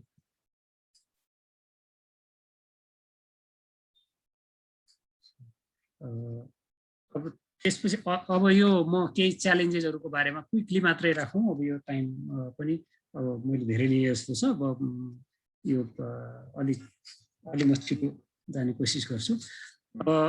अब नेपालमा रोडको कन्स्ट्रक्सनमा धेरै च्यालेन्जेसहरू छ, अरू देशको तुलनामा धेरै बढी छ। जस्तो अब एउटा एक्जाम्पल टोपोग्राफी छ। अब नेपाल चाहिँ अब मिनिमममा 70 मिटर छ केचनाको इलेभेसन भने माउन्ट एभरेस्टको चाहिँ अब 8849 छ। अब त्योसम्म त अब रोड हुने कुरा भएन। रोड चाहिँ अब 5000 सम्म भयो भने पनि यो चाहिँ अब 70 मिटरदेखि 5000 मिटरसम्म चाहिँ यो चाहिँ अब जम्मा 100 किलोमिटर भित्र चाहिँ यति इलेभेसनमा जानुपर्ने हुन्छ। भन्दाखेरि त्यसले गर्दाखेरि हाम्रोमा चाहिँ यो धेरै स्टिप छ स्लोप। त्यसले गर्दाखेरि हाम्रो चाहिँ ल्यान्डस्लाइडको प्रब्लम बढी हुन्छ, इरोजनको प्रब्लम बढी हुन्छ, अरू अब कन्स्ट्रक्सनको कस्ट नै बढी हुन्छ बढी स्टिप एरियामा, होइन। अब यो कुराहरू छ। अब त्यसपछि अर्को चाहिँ अब नेपालको फेरि अर्को चाहिँ अप्ठ्यारो के छ भने अब यो हाम्रो चाहिँ हुन त ओभरअलमा साउथ फेसिङ हो तर पनि बिचमा माउन्टेनहरू इस्ट वेस्ट छ, रिभर पनि इस्ट वेस्ट छ। भन्दाखेरि हाम्रो चाहिँ इकोनोमी अब मेन चाहिँ इकोनोमी अब इन्डिया हाम्रो बोर्डर मतलब त्यो चाहिँ तराई र अब यो भ्यालीको बिचमा यसमा हुनुपर्ने हो नि ट्रङ्क सबै त। तर यो सबै चाहिँ यो पहाड काटेर आउनुपर्ने हुन्छ। यो चाहिँ अर्को अप्ठ्यारो छ। यस्तो चाहिँ अब भ्यालीबाटै गएर अर्को सिटीमा पुग्ने चान्स भनेको त मिड हिलको मात्रै भयो, अरू चाहिँ दक्षिणसँग जोड्नै सक्ने भएन। त्यसपछि अर्को चाहिँ अब डेब्रिज फ्लो यो चाहिँ अनेक कुराहरू यो अहिले जस्तो मैलामचेमा भइरहेको अब यिनीहरू जस्तो कुराहरू अहिले चाङमा भइरहेको जस्तो यो चाहिँ पनि बढी हुने भयो। अब जियोलोजिकल हिसाबले पनि फेरि च्यालेन्जेस छ नेपालमा रोड कन्स्ट्रक्सनमा। अब यो हिमालय चाहिँ यङ हो, यो 5 करोड वर्षभन्दा कम भएको भन्ने जियोलोजिस्टको भनाइ छ। म भनेको अब त्यो त धेरैतिरबाट अब प्रुभन छ। अब यसमा चाहिँ रक चाहिँ नि अब मेटामर्फिक रक भए तापनि यो चाहिँ एकदम विक रक छ। यो विक रक भएको हुनाले यसको चाहिँ स्ट्रेन्थ कम हुन्छ। त्यसले गर्दाखेरि यसमा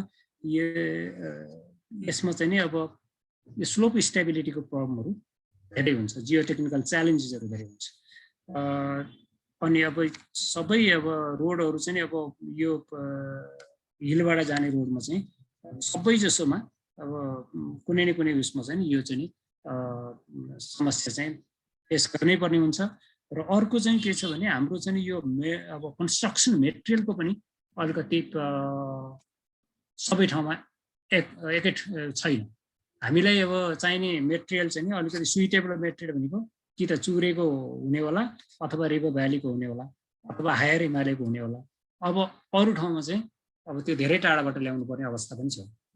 अब त्यसै अर्को चाहिँ अब टेक्टोनिक्स यो चाहिँ खास गरी भूकम्पीय हिसाबले चाहिँ अब नेपाल चाहिँ जोखिम क्षेत्रमा छ। नेपालको जियोलोजी यता देखाइएको छ। यसमा चाहिँ खास गरी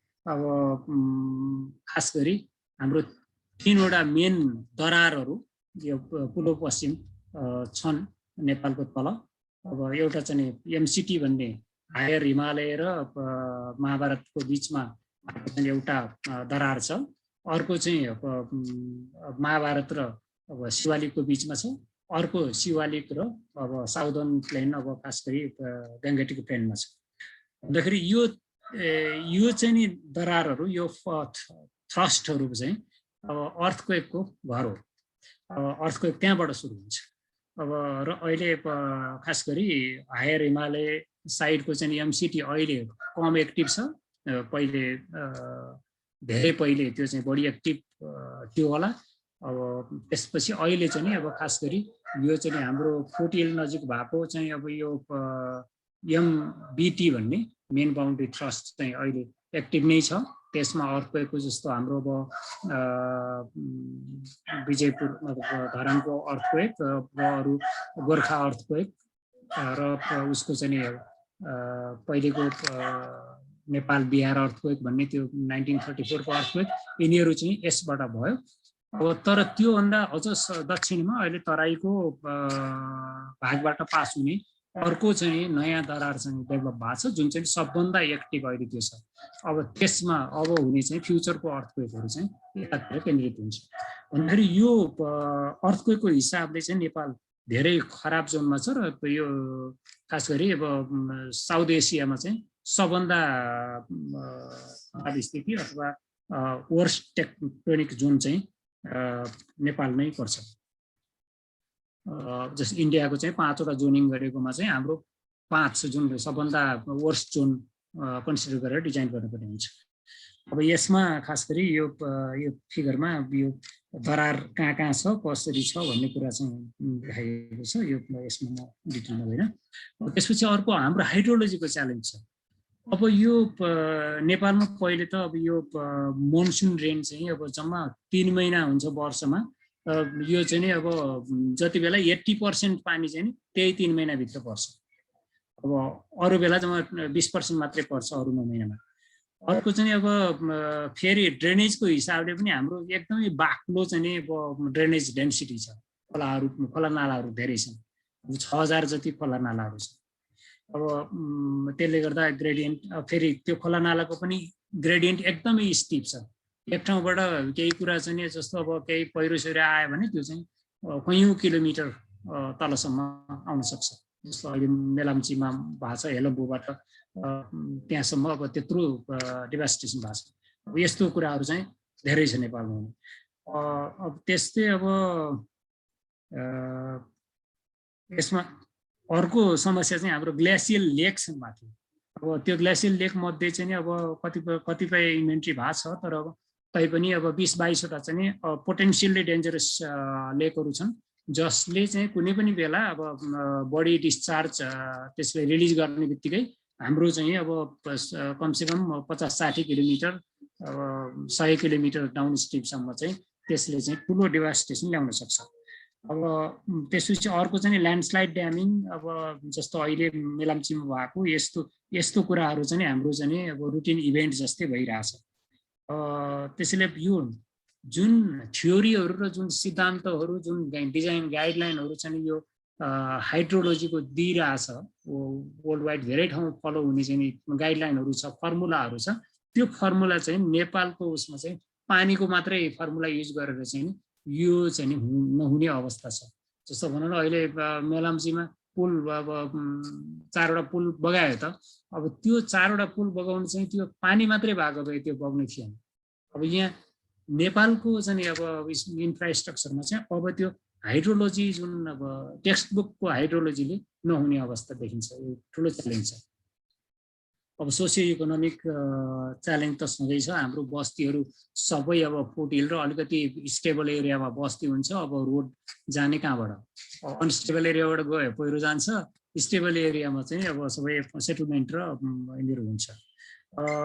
त्यसपछि अर्को चाहिँ कुरा के छ भने यो हाम्रो चाहिँ फेरि रिबन डेभलपमेन्ट, यो चाहिँ हाम्रो सोचाइ नै कस्तो भयो भने रोडसँग जोडेर चाहिँ आफ्नो जग्गा हुनुपर्छ, घर फर्कनुपर्छ।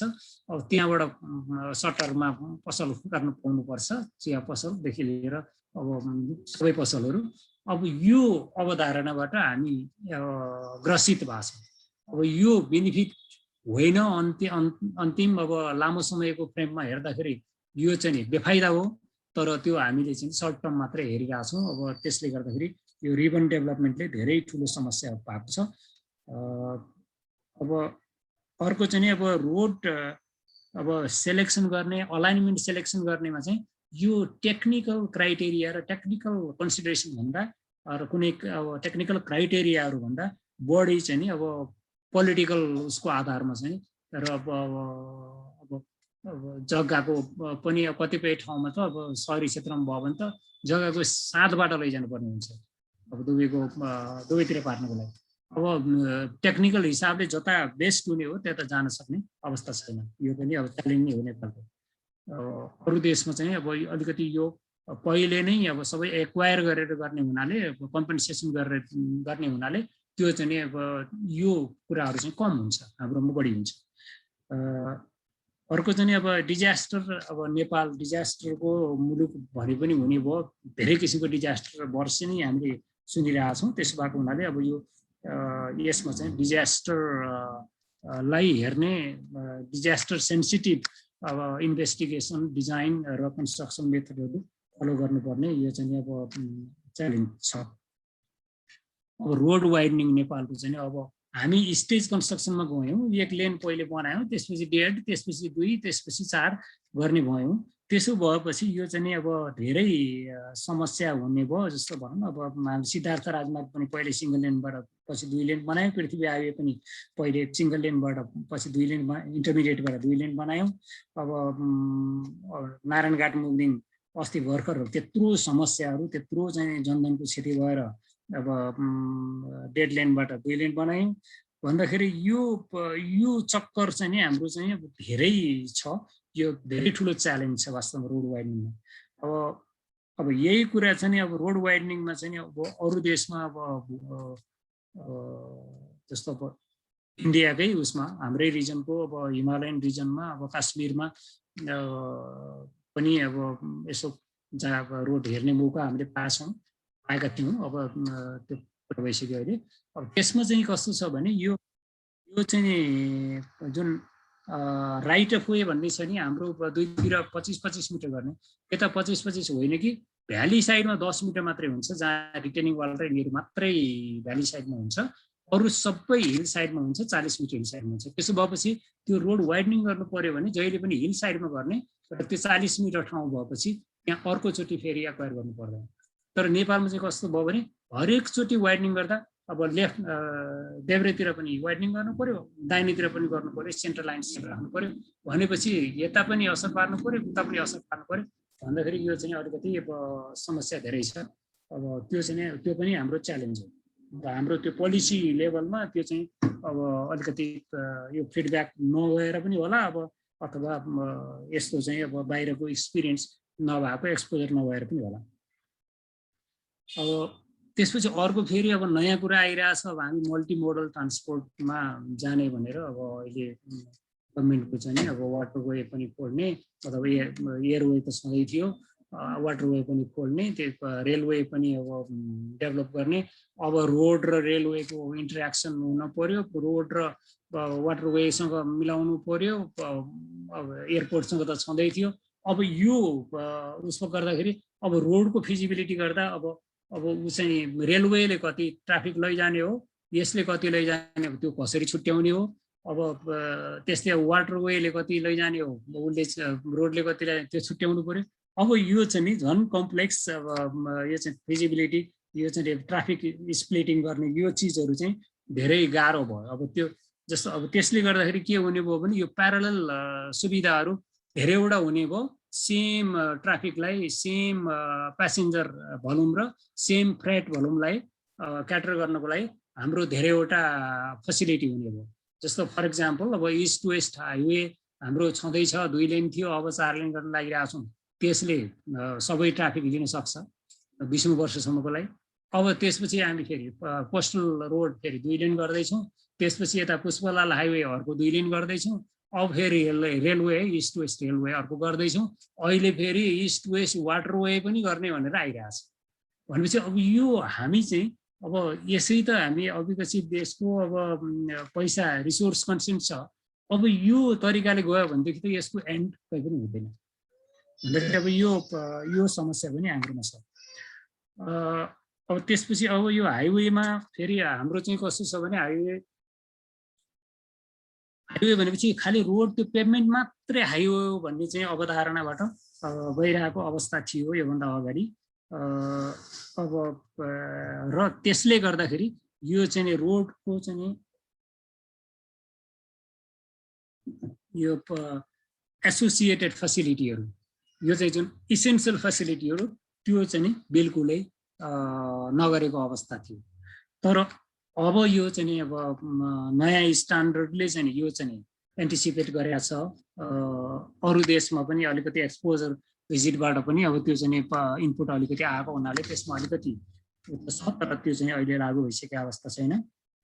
भन्दाखेरि अब रोड भएपछि अब यो सेफ्टीको कुराहरू गाइड रेल हुनै पर्यो।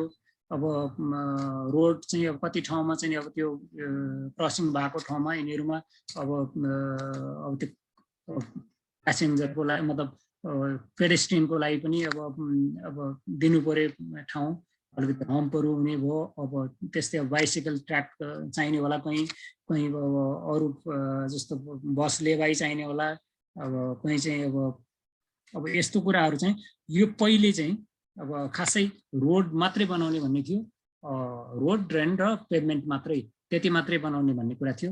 अब त्यसले गर्दाखेरि हाम्रो चाहिँ नि रोडहरू चाहिँ धेरै चाहिँ नि अधुरो सेवा दिन सक्ने भयो।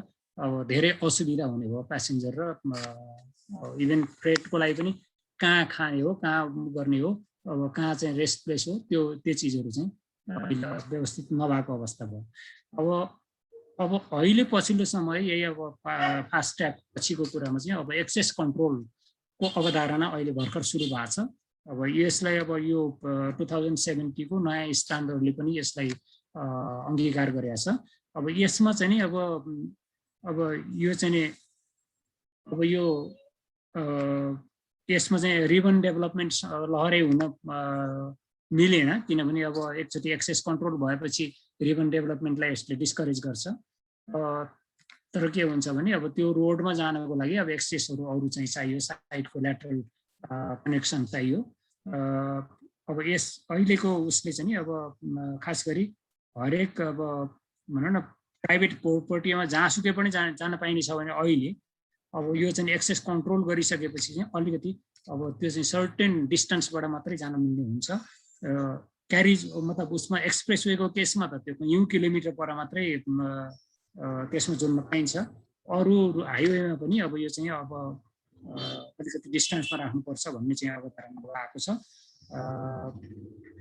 फ्रन्टेज रोड, प्यारल रोडहरू पनि चाहिन्छ भन्ने कुरा आएको छ। अब रोड साइड अरू सर्भिस फेसिलिटीमा अब यो ग्यास फिलिङ भयो, हाइवे अब यो मोटल यिनीहरू क्याम्पिङ स्टेसनहरू अब 50-100 किलोमिटरमा हुनु पर्यो भन्ने चिज आएको छ। अब टेलिफोन र ऊ चाहिँ 20 किलोमिटरमा कमसेकम हुनुपर्छ भन्ने कुरा आएको छ। अब त्यस्तै अरू चाहिँ अब यो अब सिनिक ऊ चाहिँ नि अब कुनै रेस्ट प्लेसहरू यिनीहरू चाहिँ पनि अब हुनुपर्छ भन्ने कुरा आएको छ। तर यो चाहिँ नि अब यो 2070 को अहिलेसम्म खासै इम्प्लिमेन्ट नयाँ रोड यो अनुसार डिजाइन भएर इम्प्लिमेन्ट नभइसकेका हुनाले अहिले त्यो देखिया छैन। तर अब अपग्रेड गर्दाखेरि र सुधार गर्दाखेरि यो चिजहरू आउनुपर्ने व्यवस्था छ। तर कोड नभएको हुनाले बाध्यात्मक नभएपछि फेरि पनि अब प्रोजेक्ट म्यानेजरको तजबिज र कन्सल्टेन्टको तजबिज यिनीहरूले असर पार्ने नै देखिन्छ अझै पनि। त्यसपछि अब एस्थेटिक ऊ पनि अलिक रूप रङ र सेप पनि एउटा प्लेजिङ हुनुपर्छ भन्ने कुरा चाहिँ पनि अब नयाँ अवधारणामा आइरहेछ। अब अर्को चाहिँ नेपालमा यो च्यालेन्जेसको कुरा गर्दा यो जहिले पनि अब नयाँ गभर्मेन्ट आयो अथवा नयाँ पोलिटिकल पार्टी आयो, अब नयाँ व्यवस्था आयो, त्यो जहिले पनि नयाँ यो ड्रिमको हिसाबबाट प्रोजेक्टहरू सोच्ने गरिन्छ र त्यसलाई चाहिँ अब टप डाउन इम्प्लिमेन्ट गर्नुतिर गइन्छ। अब यसले गर्दाखेरि चाहिँ अब यो चाहिँ अब स्लोगनको आधारमै आउँदाखेरि चाहिँ यो चिजहरू चाहिँ वास्तवमा यो चाहिँ यसलाई हाम्रो इकोनोमीलाई जरुरत हो कि होइन भन्ने कुरा चाहिँ हेर्नै पाएको छैन। अब त्यो अब जुन सिस्टम अलिकति बसाउन खोजेको थियो पहिले सडक विभागमा, यो चाहिँ अब सबै रोड लिङ्कको चाहिँ ट्राफिक हरेक वर्ष नाप्न पर्यो, त्यसपछि हरेक रोडको चाहिँ पेभ रोडको चाहिँ रफनेस मेजर गर्नु पर्यो हरेक एक वर्षमा, त्यसपछि अनि त्यसको आधारमा अब जुन चाहिँ नि भेहिकल अपरेटिङ कस्ट जसको बढी भयो, अब सर्फेस खराब भयो, त्यसलाई चाहिँ प्रायोरिटीमा राखेर त्यसलाई चाहिँ अपग्रेड गर्नु पर्यो, रिहेबिलिटेट गर्नु पर्यो भन्ने कुरा थियो। त्यो चिज चाहिँ अहिले सबै हराएर गयो। सबै चाहिँ नि अब धेरै चाहिँ पोलिटिकल उसबाट चाहिँ कन्ट्रोल भएको अवस्था छ अहिले। यो चाहिँ नि अब यो सधैँ ड्रिम मात्रै नयाँ ल्याउने, तर अब खास हाम्रो जहाँ चाहिँ नि सुविधा पुग्नु पर्ने ठाउँमा त्यहाँनिर चाहिँ नपुगिरहेको अवस्था छ। अब यो यतिको अब समस्याहरू र यिनीहरू छन्। यसमा मैले अब हुन त समय मैले धेरै लिएँ जस्तो छ, अलिकति ढिलो त भएको थियो, तर मैले म छिटै यो समराइज मात्रै गर्न चाहन्छु। अब मेरो यो चाहिँ मेरो व्यक्तिगत सुझाव हो, यो सबै अनुभवको आधारमा। अब एउटा त यो प्रोजेक्ट स्क्रिनिङ गर्ने भन्ने कुरा चाहिँ अब्जेक्टिभ टेक्निकल र सोसियो इकोनोमिक प्यारामिटर यसबाट हुनुपर्छ। त्यो चाहिँ पोलिटिकल इन्टरभेन्सनबाट यो चाहिँ अब कुनै पार्टीको चाहिँ मेनिफेस्टोको आधारमा यसरी हुनु हुँदैन। यो चिज चाहिँ एउटा सुरुवात एउटा चाहिँ भएको थियो एक चरणमा, अब त्यो चाहिँ अब अहिले मेटेर गयो। डोलीडाँडामा पनि सुरु भएको थियो, सडकमा पनि सुरु भएको थियो, त्यो अहिले चाहिँ सबै भद्रगोल भएको छ। यो चिज सुधार हुन जरुरी छ। यो एकदमै इम्पोर्टेन्ट चिज छ। यो भएन भनेदेखि हाम्रो रोडले जुन सर्भिस दिनुपर्ने त्यो चाहिँ राम्रो सर्भिस चाहिँ दिन सक्दैन। अर्को चाहिँ स्ट्रेटेजिक रोडहरू बनाउने भन्ने चाहिँ यो जहिले पनि सुरुमै 2 लेनको गर्नुपर्छ। अर्थवर्क 2 लेनकै गर्नुपर्छ माटो खन्ने काम, ताकि फेरि अर्कोचोटि खन्न जान नपरोस्, फेरि भेजिटेसन बिगार्न जान नपरोस्, फेरि रिटेनिङ वाल बनाउने ठाउँ खन्न नपरोस्। अब जे गर्ने त्यो चाहिँ पेभमेन्ट मात्रै जे गर्ने, अब पहिले अब 1 लेन चाहिन्छ भने 1 लेन मात्रै पेभ गर्ने, 2 लेन चाहिन्छ भने पछि थपे भयो। तर अरू बाहिर चाहिँ वातावरणलाई केही पनि नबिगार्नुको लागि यो 2 लेन सुरुबाटै डेभलप गर्नुपर्छ भन्ने चाहिँ यो चाहिँ एज अ पोलिसी आउनुपर्छ, गभर्मेन्टको आउनुपर्छ। त्यसपछि अर्को चाहिँ अब माउन्टेन रोडको केसमा मेरो सुझाव चाहिँ अब त्यो इन्डियामा गरेको चाहिँ मलाई धेरै ठिक लाग्यो। अब यो चाहिँ नि भ्याली साइडमा कम, जहाँ रिटेनिङ वालको पुटिङ जहाँसम्म हुन्छ त्यहाँसम्म मात्र जग्गा भए पुग्छ रोडलाई, अरू सबै हिल साइडमा हुनुपर्छ, ताकि हामी त्यहाँ कट स्लोप अलि फेल भए पनि केही गर्न पाऊँ, अलिकति बढाउनु पर्यो, वाइडनिङ गर्न परे पनि गर्न पाऊँ। अब त्यसो हुनु पर्यो भन्ने अर्को सुझाव हो। अर्को चाहिँ अब खास यो एक्सेस कन्ट्रोल एक्सप्रेस वे जुन अब हामी फास्ट्याग बनाउँदैछौँ, यसमा त अब अहिले के भइरहेछ, मान्छेको सोचाइ चाहिँ नि लेम्यान सोचाइ चाहिँ अब यो फास्ट्याग बन्दैछ ल, यसको सँगैको जग्गा चाहिँ मोडा चाहिँ यति पर्ने गरी यो त एकदम महँगोमा भनेर चाहिँ बेच्ने काम भइरहेछ। यो त वास्तवमा एक्सेस कन्ट्रोलमा चाहिँ त्यो मोडा भन्ने चिज त यो त झन् घातक कुरा हो, जहाँबाट पस्नै पाइँदैन। त्यो मोडाको के भ्यालु हुन्छ होइन? यो चिज मान्छे माइन्डसेटै चेन्ज गर्नुपर्ने त छ। अब यसैले यो एक्सेस कन्ट्रोलको कुरा चाहिँ अब यसलाई चाहिँ अब मान्छेको सोचाइ चाहिँ एकदमै फरक छ। त्यसबाट यसलाई इम्प्लिमेन्ट गर्नको लागि चाहिँ यो सेपरेट एक्ट नै चाहिन्छ, यो एक्सप्रेस वे एक्सेस कन्ट्रोल गरेको चाहिँ युज गर्नको लागि। नत्र अहिलेको चाहिँ उसले चाहिँ अहिलेको कानुनको उसबाट चाहिँ यो इम्प्लिमेन्ट गर्न धेरै गाह्रो छ भन्ने लाग्छ। अब अर्को एक्सिडेन्ट मात्रै एउटा भयो भने पनि एक्सप्रेसवेमा कसरी हटाउने हो भन्ने कुरा चाहिँ हाम्रो अहिलेको जुन तरिकाले चाहिँ अब ट्राफिक पुलिस कहिले बोलाउने हो, कहिले नापजाँच स्थलगत मुचुर्का बनाउने हो, त्यतिन्जेलसम्म त्यहाँ पर्खने भन्ने पुरै हुँदैन। यो त जे हुन्छ त्यो तुरुन्तै हटाउनुपर्छ। अब त्यसको लागि त कानुनले व्यवस्थित गर्नुपर्ने हुन्छ भन्ने लाग्छ। त्यसपछि अर्को चाहिँ अब यो लोकल रोडको चाहिँ कुनै स्ट्याटिस्टिक नै छैन नेपालमा। डोजर हरेक गाविसले किनिया छ, धेरै गाविसले किनिया छ। नगरपालिका त थुप्रै डोजर छ, एउटै छ। अब डिस्ट्रिक्टको आफ्नै छ। अब भन्दाखेरि नेताजीहरूको धेरैको डोजर छ। अब यो सधैँ त्यो रेट्ने काम मात्रै भइरहेछ, कति कुन कन्डिसनमा छ, सर्भिस दिएको छ छैन, यो कुरा केही थाहा छैन। अब त्यो चाहिँ डाटाबेस हुनु पर्यो लोकल रोडको पनि। अर्को चाहिँ अब यो 2070 को जुन अलिकति भनौँ न अलिक सुधार गर्ने किसिमको जुन चिज आएको छ त्यो चिज म्यान्डेटरी बनाउनु पर्यो, कोडको सरह त्यसलाई चाहिँ गर्नु पर्यो भन्ने चाहिँ पोलिसी लेभलले डिसाइड गरिदिनु पर्यो। र यो चाहिँ सुरुबाटै अब यो चिज चाहिँ लागू गर्नु पर्यो। सबै इलिमेन्टहरू रोडको चाहिँ जे फेसिलिटी चाहिने त्यो सुरुमै प्लान गर्नु पर्यो। अब त्यो अलिकति महँगो देखिएला तर पनि त्यो प्लान गर्नु पर्यो, मास्टर प्लानमा सबै चिज हुनु पर्यो। ठिक छ, इम्प्लिमेन्टेसनमा कुनै कुरा चाहिँ अलिकति अगाडि अलिकति पछाडि गर्ने कुरा हुन सक्ला, तर त्यो चाहिँ सुरुमै हुनुपर्छ भन्ने चाहिँ सुझाव हो। अर्को चाहिँ अब रोडलाई चाहिँ बढी इफिसियन्ट र सर्भिसिङ गर्नको लागि चाहिँ सर्भिसेबल बनाउनको लागि चाहिँ अब सडक विभागले चाहिँ नि अब स्ट्राटेजिक रोड नेटवर्क चाहिँ लेन्थ थप्ने होइन। लेन्थ 15,000 काफी छ, तर 15,000लाई अझ घटाउन सक्ने ठाउँहरू छ। कति ठाउँमा टनल बनाउन सक्ने ठाउँ छ, कति ठाउँमा चाहिँ अरू ब्रिज बनाउने ठाउँ छ। अब यो कसरी हुन्छ, यो चाहिँ छोटो बनाउने चाहिँ अब चिज चाहिँ बढी महत्त्वपूर्ण छ। रोडको लेन्थ बढाएर कन्ट्रीको इकोनोमीलाई फ्युलिङ गर्दैन कि त्यसले झन् धेरै खर्च गराइदिन्छ, झन् भेहिकल अपरेटिङ कस्ट बढाइदिन्छ, टोटल ट्रान्सपोर्ट कस्ट कन्ट्रीको बढाइदिन्छ। त्यसो भएको हुनाले रोड सकेसम्म छोटो बनाउनुतिर अब यो दिशामा जानुपर्छ भन्ने लाग्छ। त्यसपछि अब स्टेज कन्स्ट्रक्सन, स्ट्राटेजिक रोड नेटवर्कको लागि चाहिँ यो स्टेज कन्स्ट्रक्सन 2 लेन चाहिँ नै सुरुमै हुनुपर्छ। 2 बाट 4 लेन गर्ने बरु अब त्यो चाहिँ पोसिबिलिटी होला अब अपग्रेड गर्ने, किनभने 2 लेन चाहिँ असर नपारिकन अर्को 2 लेन चाहिँ डेभलप गर्न सकिएला एक साइडमा, अथवा चाहिँ एक लेन दुईतिर।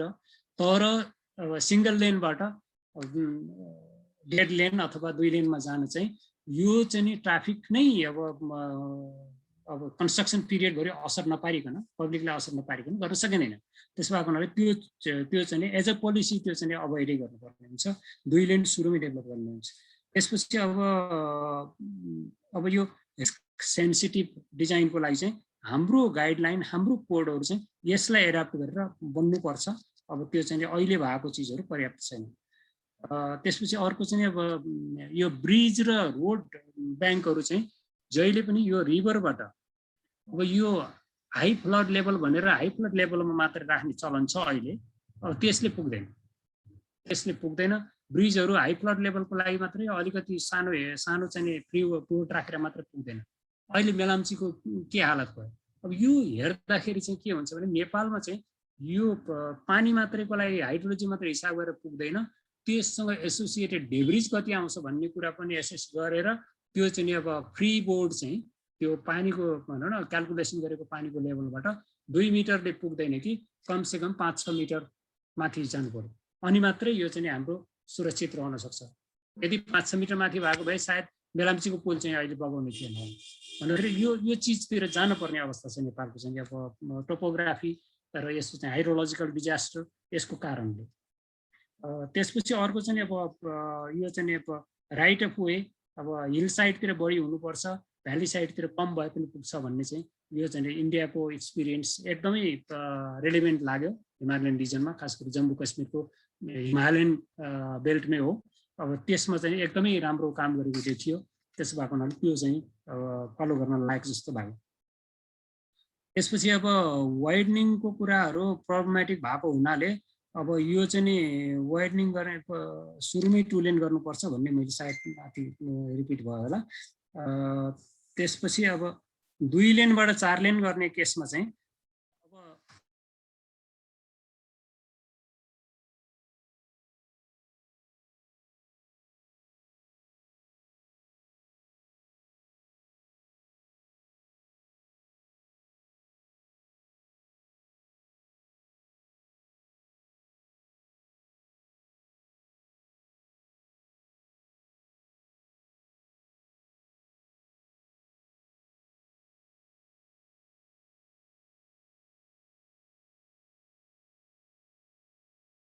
हजुर दामोदर सर,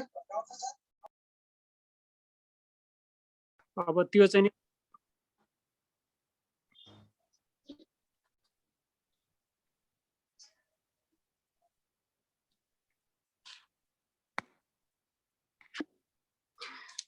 अब यो मल्टिमोडलको बारेमा चाहिँ फेरि के धेरै भयो सर? उत्साहित पर्ने छैन यो। अब खासै अब त्यो चाहिँ प्यारालेल फेसिलिटी धेरै बढाएर हाम्रो चाहिँ टोटल ट्रान्सपोर्ट कस्ट कन्ट्रीको मिनिमम हुने होइन।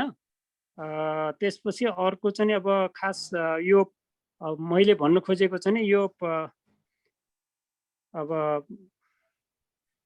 जुन हामीले एन्सिलरी इलिमेन्टहरू हुन्छ हाइवेको रिक्वायर्ड फेसिलिटीहरू, त्यो चाहिँ right at the beginning plan गर्नुपर्छ र त्यसलाई क्रमशः इम्प्लिमेन्ट गर्नुपर्छ भन्ने कुरा भयो।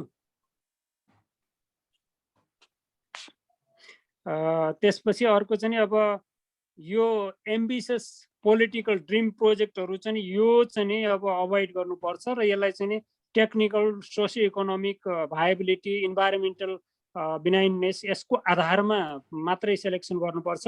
यो चाहिँ पोलिटिकल व्हिमको आधारमा यो चाहिँ अब गर्न हुँदैन भन्ने एउटा सजेसन भयो। अर्को चाहिँ गाइडलाइन र स्ट्यान्डर्डहरू चाहिँ यिनीहरूलाई अब कोडको रूपमा डेभलप गर्नुपर्छ भन्ने भयो। अब जुन चाहिँ कोडको रूपमा डेभलप नहुँदाखेरि अब यो चाहिँ म्यान्डेटरी नभए हुनाले कसैले फलो गर्ने भयो कसैले फलो नगर्ने भयो, तजबिजी अधिकार धेरै भयो। त्यस भएको हुनाले यसलाई चाहिँ म्यान्डेटरी गर्नुपर्छ भन्ने भयो।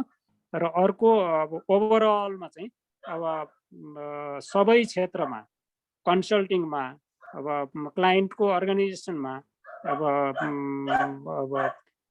गभर्मेन्ट अफिसमा अब पोलिटिसियनहरूकोमा र लोकल गभर्मेन्टहरू सबैले चाहिँ एउटा डिसिप्लिन्ड एप्रोचबाट जानुपर्ने हुन्छ र त्यो चाहिँ प्रोफेसनलिजम हरेक लेभलमा हुनुपर्छ भन्ने कुरा चाहिँ भयो। अब त्यो चाहिँ कसरी गर्ने त्यो चाहिँ नि अब यसको सल्युसन त यहाँ आएन, तर त्यो पार्ट चाहिँ नि अब अलिकति कमजोर छ। त्यसो भएको हुनाले अब यो चाहिँ होस् भन्ने हो। मैले यति नै कुरा राख्न चाहेँ। अब हजुरहरूको अब केही प्रश्नहरू म उत्तर दिने कोसिस गरौँला। सरको यो भिडियो अन गर्नु सर। हजुर हजुर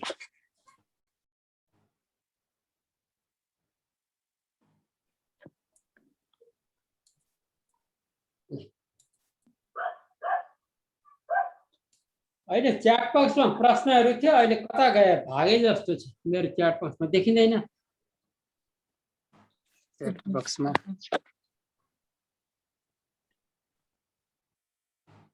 अहिले 5-6वटा प्रश्नहरू थियो मेरोबाट हरायो त्यो सबै। यहाँ एक दुईवटा प्रश्न चाहिँ मैले पढेँ ल। एउटा हेर्न मिल्छ भन्ने हो। एउटा यहाँ should you understand 7.5 meter only for right of way भनेर लेखेको छ।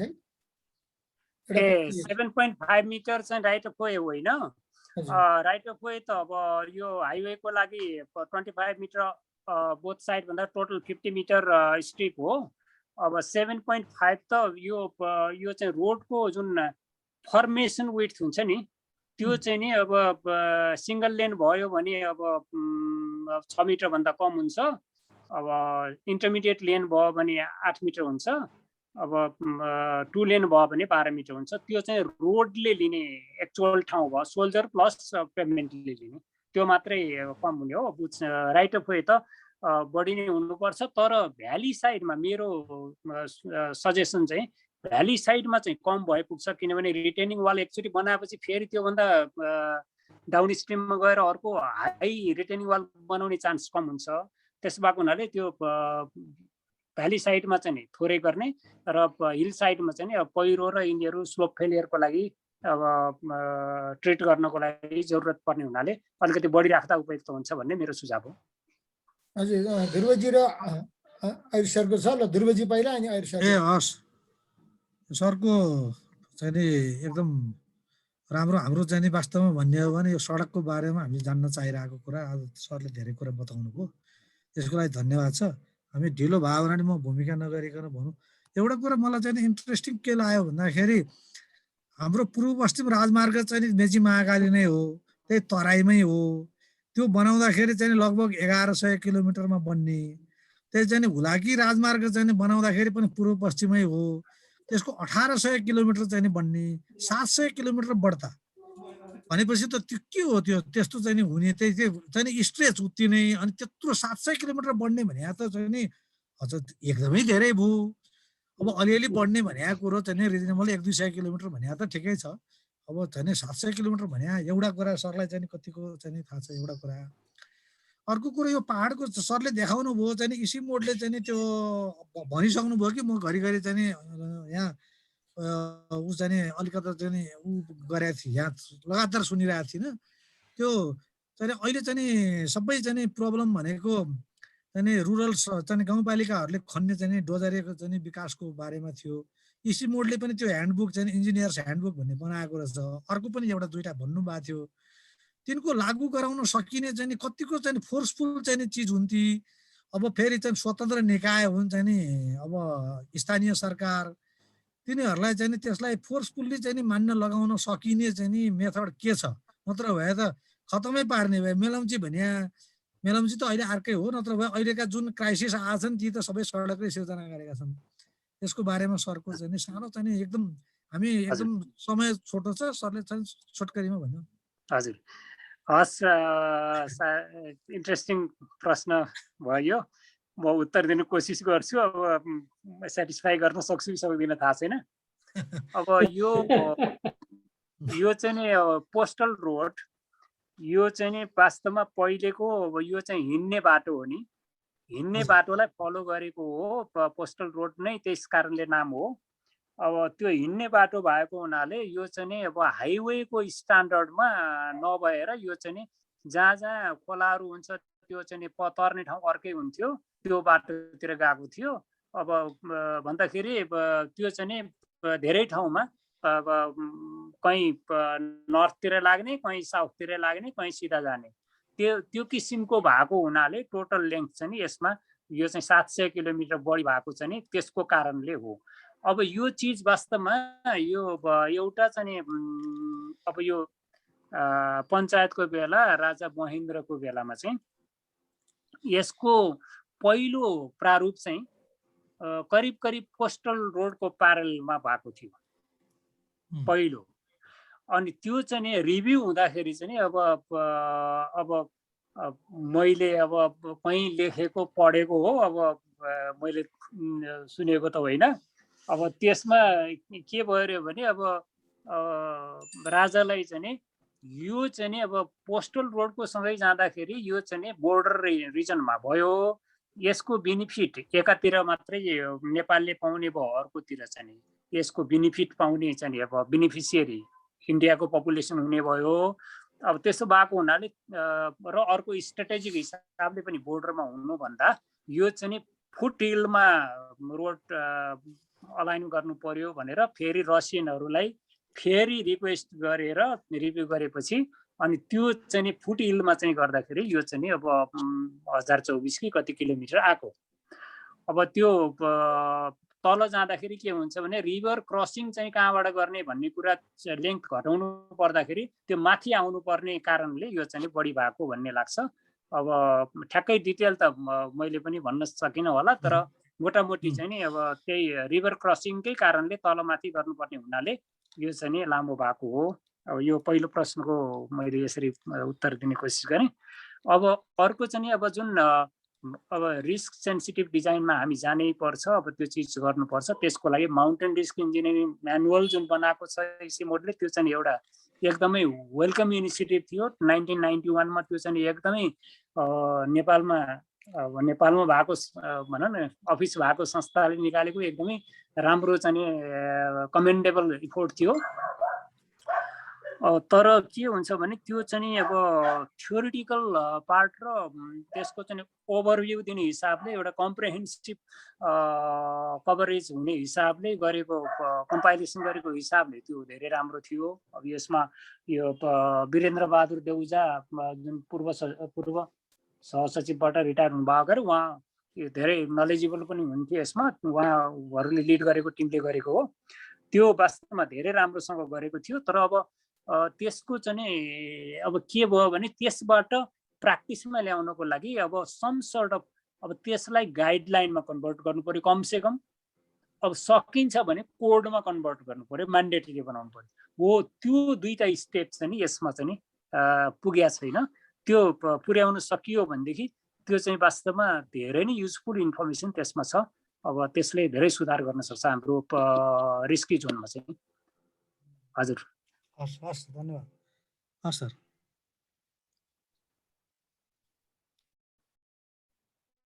हजुर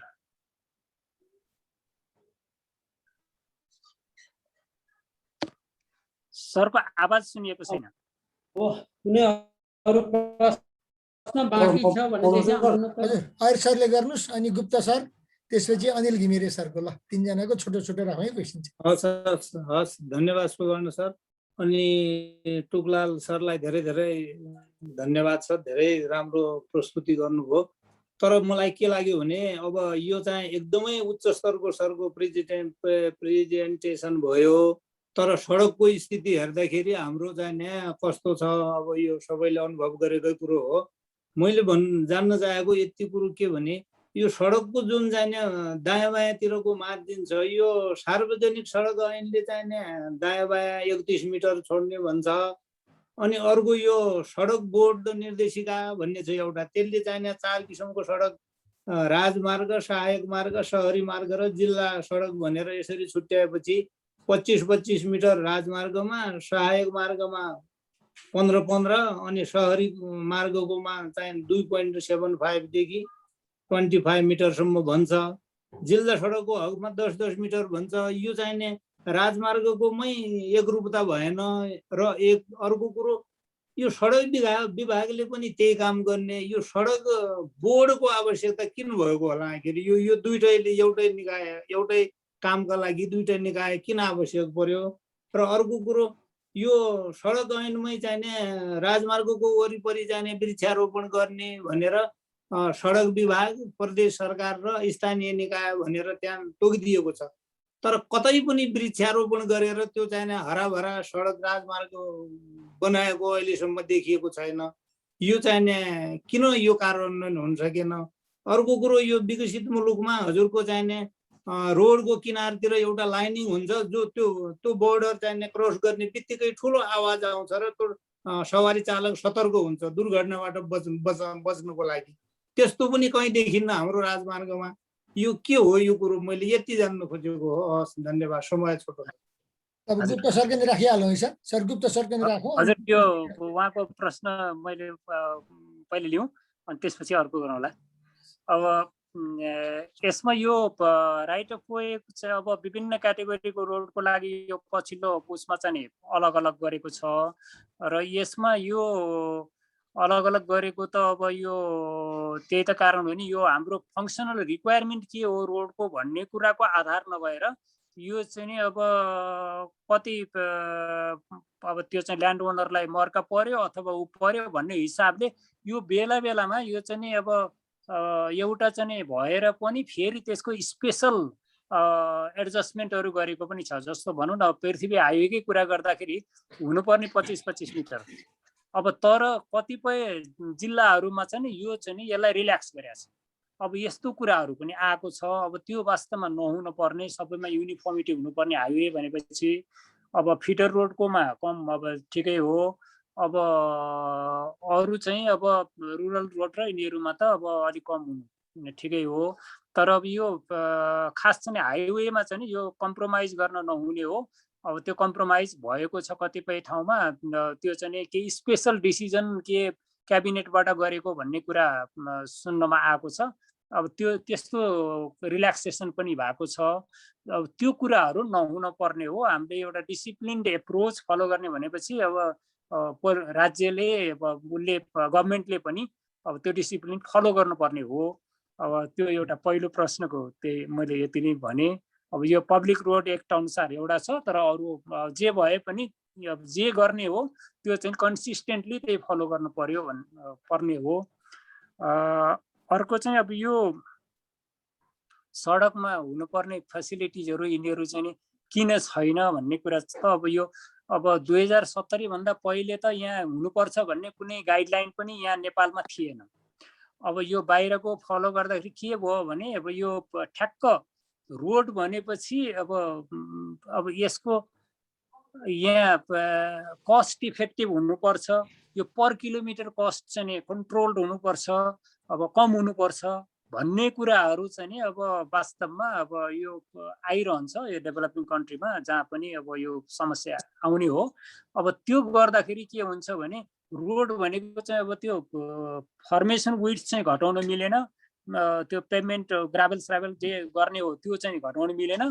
अब घटाउन सक्ने कुरा के भयो भने अब यो चाहिँ अब सेफ्टीको कुराहरू झिक्न अब पहिले सुरुमा ध्यान नदिएर हटाएको थियो, त्यो भएर सेफ्टीको कुराहरू कुनै पनि रोडमा थिएन पहिले, इभन यो रोड साइनहरू पनि कहीँ थिएन। त्यसपछि अब यो बायो इन्जिनियरिङ यो भन्ने यो अर्बोरिकल्चर यो रुख लगाउने भन्ने कुरा यो त अहिलेसम्म इम्प्लिमेन्ट नै अब यो रिङ रोडमा काठमाडौँमा पहिले थियो, अहिले अब बढाउँदाखेरि त्यो पनि गयो भन्दाखेरि अब भक्तपुर रोडमा थियो त्यो पनि अब बढाउँदाखेरि गयो भन्दाखेरि यो चिजहरू चाहिँ अब इम्प्लिमेन्ट गर्नुपर्छ भन्ने चाहिँ अब बाध्यात्मक व्यवस्था चाहिँ केही पनि भएन कि। अब यो भएर यो कोडको रूपमा चाहिँ यसलाई रूपान्तर गर्यो भनेदेखि यो गर्न सकिन्छ कि भन्ने मेरो ऊ चाहिँ ओपिनियन हो। यसलाई गाइडलाइन मात्रै भनेर भएन कि कोड भन्नु पर्यो। कोड भनेपछि अब कसैले फलो गरेन, डिजाइनरले फलो गरेन, कन्सल्टेन्टले फलो गरेन अथवा प्रोजेक्ट म्यानेजरले फलो गरेन भने अब त्यसको चाहिँ अब एउटा प्युनिटिभ एक्सन नै हुनुपर्ने केही चिज हुनुपर्ने भयो। अब त्यसो भयो भनेदेखि अनि बाध्यात्मक हुन्थ्यो अनि काम गर्थ्यो। अब त्यो भन्ने लाग्छ। अब यो नयाँ हुने अब जस्तो भनौँ न अब हुने हाइवेमा अब यो अहिले भएको वाइडनिङमा अब केही कुराहरू सुधारको अपेक्षा गर्न सकिन्छ, जुन अब हजुरले राख्नु भएको प्रश्नको त्यो चिज केही अपेक्षा गर्न सकिन्छ। यो चाहिँ अब यो अहिले भएको बुटवल नारायणघाट भयो र अब हुने चाहिँ नि अब फास्ट ट्र्याक नै होला अथवा यो चाहिँ पथलैया आउनवर्ड्स अब 4 लेनिङको चाहिँ अवधारणा छ। यसमा चाहिँ नि यो जुन रोडको लेबाईको फेसिलिटी मिडियनमा चाहिँ राम्ररी मिडियनलाई व्यवस्थित गर्ने, त्यसपछि अरू त्यो साइड ट्र्याकहरू व्यवस्थित गर्ने, जुनसुकै ठाउँबाट सडकमा छिर्न नमिल्ने चिजहरू गर्ने, अब यो कुराहरू चाहिँ यसमा व्यवस्थित गर्न भनेर चाहिँ यो केही प्रोभिजन त्यसमा भएको छ। अब तर म्यान्डेटरी नभए हुनाले 100% यो 2070 को गाइडलाइन पनि फलो भएको अवस्था छैन। तर केही सुधार चाहिँ अब हुने देखिया छ। योभन्दा पहिलाकोमा यो थिएन। यो चाहिँ नि अब यो त देखेको कुरा हो, हजुरहरूले देख्नु भएको अब्जर्भेसन ठिक हो। यो सडक बोर्ड र विभागको किन होला सर? काम त एउटै छ। मैले के बिर्सेँ सोचिरहेको थिएँ। यो सडक बोर्ड र अब सडक विभाग र सडक बोर्डकोमा चाहिँ नि यसमा चाहिँ नि अब काम गर्ने अब उसमा चाहिँ फिजिकल्ली रोड डेभलप गर्ने, प्लान गर्ने, अब डिजाइन गराउने, कन्स्ट्रक्सन गराउने, अब त्यसको चाहिँ अपरेसन गर्ने, मोनिटर गर्ने यो काम सडक विभागकै हो। यो सडकले नै गर्ने हो अहिले पनि। तर यो चाहिँ रोड बोर्ड भन्ने चाहिँ गरेको चाहिँ के को लागि हो भने रोडको मर्मत गर्नको लागि जुन फन्डिङ आवश्यक हुन्छ त्यो चाहिँ नि अब लोकल्ली टोल अब रोड हाइवेबाट लिएर त्यो टोलबाट उठेको पैसा अब सञ्चालन गर्ने ऊ चाहिँ नि ब्याङ्कर जस्तो गरी, जस्तो भनौँ वर्ल्ड ब्याङ्क एडिबी भने जस्तै ब्याङ्क जस्तै गरी रोड बोर्डले चाहिँ त्यो पैसा व्यवस्था गर्ने र सडकको चाहिँ एजेन्सीहरूले प्रपोजल उसलाई पेश गर्नुपर्ने, त्यो प्रपोजल उसले रिभ्यू गर्ने, annual road maintenance plan develop गर्नुपर्ने, अनि त्यसलाई स्वीकृत उसले गरेपछि त्यो अनुसारको पैसा चाहिँ उसले रिलिज गर्ने सडक एजेन्सीलाई। त्यो सडक विभागलाई पनि हुनसक्छ, अब डोली अथवा चाहिँ म्युनिसिपालिटीलाई पनि हुनसक्छ हो। यो किसिमले गर्न खोजेको हो। त्यो ऊ चाहिँ नि अब एक किसिमले फन्ड अब एलोकेट गर्ने संस्था भयो। सडक विभाग चाहिँ खास इम्प्लिमेन्ट र अपरेट गर्ने निकाय भयो। हस् हस्, धन्यवाद। गुप्ता सर, म एउटा सानो यहाँ च्याटमा आएको सानो छोटो जिज्ञासा छ हाम्रो शिवशङ्कर कार्की सरको। वाट नारायण घाट मिडलिङ section recent widening has given lesson to for other projects भनेर एउटा सानो जिज्ञासा हालेर राख्नु भएको छ सर। अब राखौँ अनि त्यसपछि अनिल सर। ए हजुर यो पनि राख्नु। हुन्छ शिवशङ्कर कार्की सरको यो प्रश्न अब यसबाट लेसन लिनुपर्ने लर्न गर्नुपर्ने चाहिँ अब फ्युचर रोड चाहिँ नि सुरुमै 2 लेन हुनुपर्छ, अर्थवर्क चाहिँ नि सुरुमै 2 लेन हुनुपर्छ भनेको अब कुनै पनि अब 2 लेन भनेको चाहिँ नि अब सामान्य हिसाबले अब 9 मिटर मिनिमम हुनुपर्छ स्टिप टेरेनमा पनि, नत्र 10-12 मिटर हुनुपर्छ। त्यो सुरुमै हुनुपर्छ 2 लेन। अब त्यति चाहिँ नि अर्थवर्क पुरेको हुनुपर्छ। अब तर त्यो चाहिँ नि अब यदि रिक्वायरमेन्ट छैन, ट्राफिकले जस्टिफाई गर्दैन 2 लेनको भने पेभमेन्ट चाहिँ नि अब सिंगल लेन मात्रै गर्न सकिन्छ। अब पछि फेरि दोहोऱ्याएर अब खन्ने चाहिँ नि अवस्था चाहिँ हुनु हुँदैन। अब यो नारायणघाट मुगलिङमा भएको चाहिँ नि पहिले इन्टरमिडिएट लेन अब चाइनिज गभर्मेन्टको सहयोगमा इन्टरमिडिएट लेन बनाइयो। अब त्यसमा 3 मिटर बढाउनको लागि अहिलेको यो जुन चाहिँ अब थुप्रै मान्छेले ज्यान यो चाहिँ नि त्यो कारणले भयो। अब यो चाहिँ नि अब फ्युचर रोडमा चाहिँ नहुनको लागि त्यसो गर्नु पर्यो। अर्को चाहिँ नि अब यो अब नारायणघाट मुगलिङ मात्रैको कुरा भएन कि अरू ठाउँमा यदि अब इन्टरमिडिएट लेनबाट 2 लेन गर्ने हो भने त त्यसको वैकल्पिक अर्को चाहिँ नि पोसिबिलिटी छ भने अर्को ब्याङ्क अथवा अरू छ भनेदेखि त्यो वैकल्पिकमा जानु उपयुक्त हो कि अब त्यसैलाई अब धेरै कस्ट र धेरै चाहिँ नि जनधनकै क्षति हुने गरी गर्नुभन्दा अरू वैकल्पिक रोड चाहिँ नि त्यति नै ट्राफिक लिने चाहिँ अर्को गर्यो भने बेटर हुन्छ कि भन्ने अब यही 2टा चिज हुन सक्ला। हजुर अब हजुर Gupta sir. Sir thank you sir. सरको अनिल घिम्रेले सरलाई चाहिँ नि thank you to sir for the great information भनेर एउटा लेख्नु भएको छ।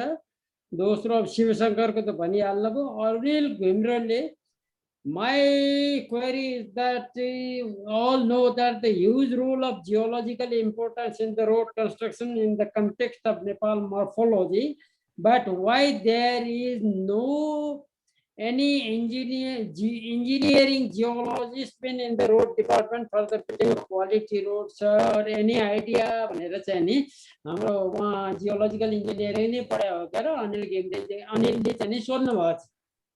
हजुर अनिलजीको प्रश्न एकदम राम्रो प्रश्न हो। अब यो कुरा चाहिँ वास्तवमा अब धेरै पहिला पनि यो उठान भएको, तर त्यो चाहिँ नि सेटल कहिले पनि भएको छैन। वास्तवमा अब पहिले सायद विशालनाथ उप्रेती सर त्यहाँ चाहिँ नि प्रेसिडेन्ट भएको बेला हो कि अथवा त्योभन्दा पनि अगाडि हो। त्यति बेला चाहिँ नि उहाँले यो कुराहरू राख्नु भएको थियो। जति बेला यो माउन्टेन रिस्क इन्जिनियरिङ म्यानुअल युजी मोडको यिनीहरू बनेको थियो त्यति बेला हो 95 तिरको कुरा हुनुपर्छ। अब त्यति बेला कुरा चाहिँ राख्नु भएको थियो, तर त्यो चाहिँ नि वास्तवमा सडक विभाग अब यही हो कि अब आखिर त्यसको दरबन्दी सिर्जना गर्ने कुरा त अब यो त अब आवश्यकता सम्झेर सडक विभाग र मिनिस्ट्रीले गर्नुपर्ने हो। अब त्यो लेभलमा चाहिँ पर्याप्त अब ऊ चाहिँ नि अब जस्टिफिकेसन गर्ने अब कुरा उठान भयो, तर अब त्यसलाई पर्स्यु गर्ने र त्यसलाई एप्रुभ गराउन लेभलसम्म जाने चाहिँ नि मेहनत पुगेन कि भन्ने लाग्छ मलाई।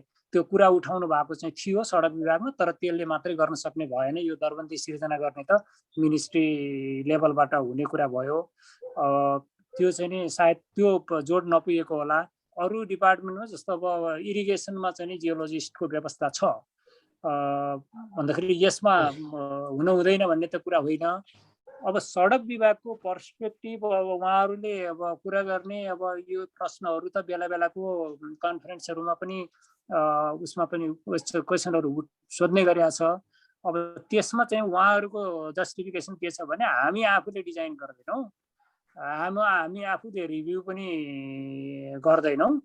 रिभ्यू गर्न पनि हाम्रो कन्सल्टेन्ट हुन्छ, डिजाइन गर्न पनि कन्सल्टेन्ट हुन्छ। कन्सल्टेन्टको टिममा जियोलोजिस्ट चाहिन्छ भनेर हामीले लेखिदिएका हुन्छौँ। अब त्यो भएपछि जियोलोजिस्टको इनपुट आउँछ, अब डिजाइन गर्ने पनि आउँछ, रिभ्यू गर्ने पनि आउँछ भन्ने उहाँहरूको कुरा छ। अब यो वास्तवमा दरबन्दी नै सिर्जना गर्नको लागि त अब मिनिस्ट्रीलाई चाहिँ नि अलि धेरै चाहिँ प्रेसर बिल्ड गर्नुपर्ने हुन्छ, लबिङ धेरै गर्नुपर्ने हुन्छ भन्ने लाग्छ। धन्यवाद सर, धेरै धेरै Thank you, धन्यवाद sir.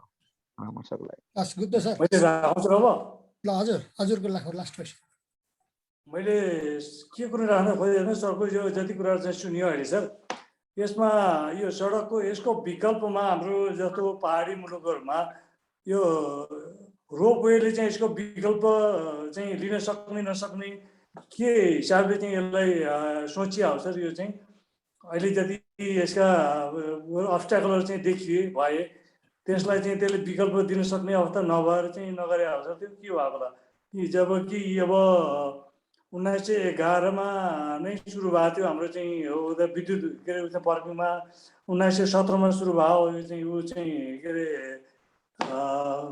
के भन्छ टनलको व्यवस्था, अनि 50, 52, 54तिर कतिखेर सुरु भयो चाहिँ अर्को उसको कुरा। यो यति सबै कुरा हुँदाहुँदै पनि यो किन पछाडि परेको के भयो सर यो चाहिँ? हजुर हस् धन्यवाद। अब म कोसिस गरौँ।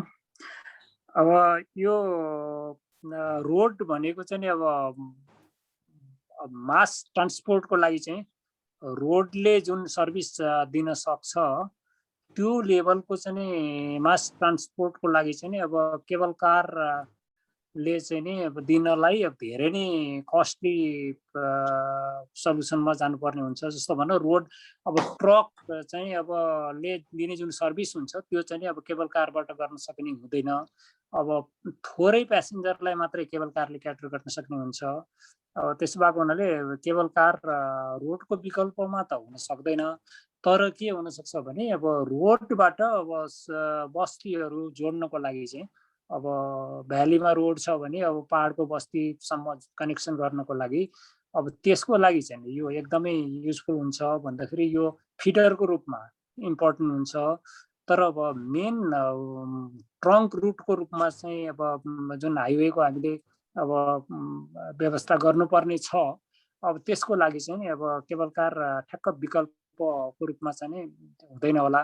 बरु यसमा चाहिँ नि अब हुन सक्ने विकल्प भने त यो मैले देखेको त नेपालको जति चाहिँ नि इकोनोमिक कोरिडोर भनेको चाहिँ नि हाम्रो के हो भने साउदर्न प्लेन र अब काठमाडौँको बिचको कनेक्सन हो।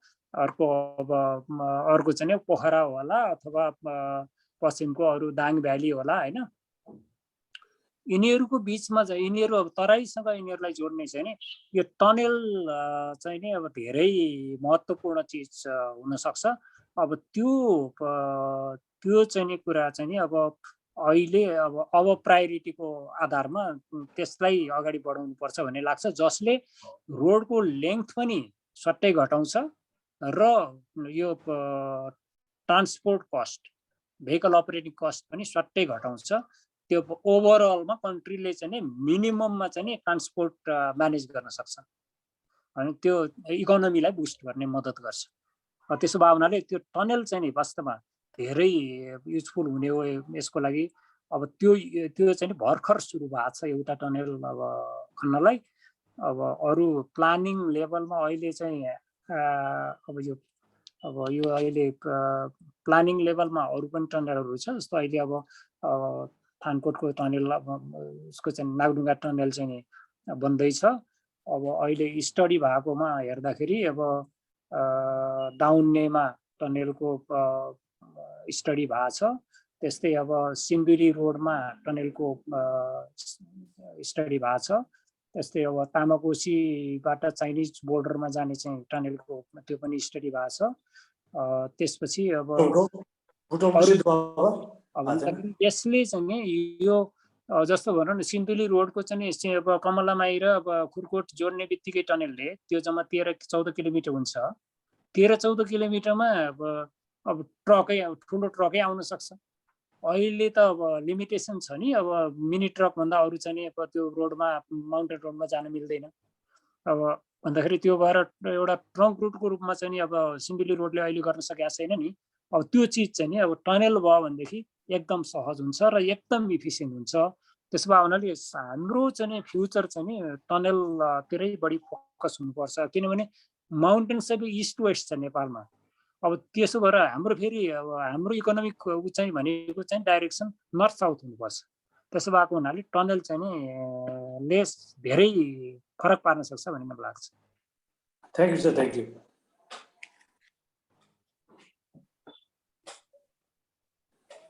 हजुर दामोदर सर सकियो जस्तो छ। अब इन गरौँ। सक्यो अब कसैले चेक ल सुवर्ण सरले नै चाहिँ नि धन्यवाद ज्ञापन गर्नु पर्ला। ल हस् त अब हाम्रो आज समय पनि धेरै गयो। सरलाई धेरै धेरै धन्यवाद।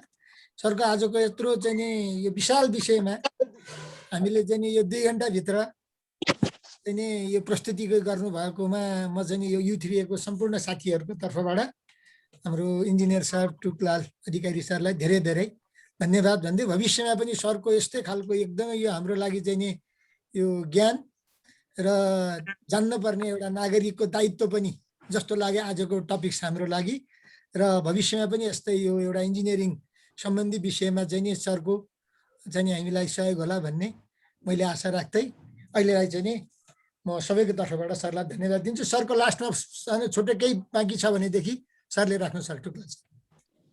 हजुर हजुर धन्यवाद। अब मलाई यो ग्रुपसँग चाहिँ नि अब लिङ्क गराएर यो यति महत्त्वपूर्ण अवसर दिनुभएकोमा अब दामोदर सरलाई यो ब्रिजिङ गर्नुभएकोमा दामोदर सरलाई प्रति म धेरै आभारी छु। दामोदर सरको त मेरो 2001 तिरदेखि नै उहाँबाट म धेरै प्रभावित छु। मैले उहाँबाट धेरै प्रेरणा लिएको छु। मैले अब वास्तवमा उहाँबाट यो प्रोफेसनलिजमको कुरा, योगको कुरा, यो दुईटा कुरा चाहिँ नि मैले उहाँबाट धेरै सिकेको छु। अब त्यही चिज कन्टिन्यू गर्न कोसिस गरे मात्र हो। अब यसमा यो ग्रुपसँग चाहिँ नि यतिको इन्टरेक्ट गर्ने मौका भयो।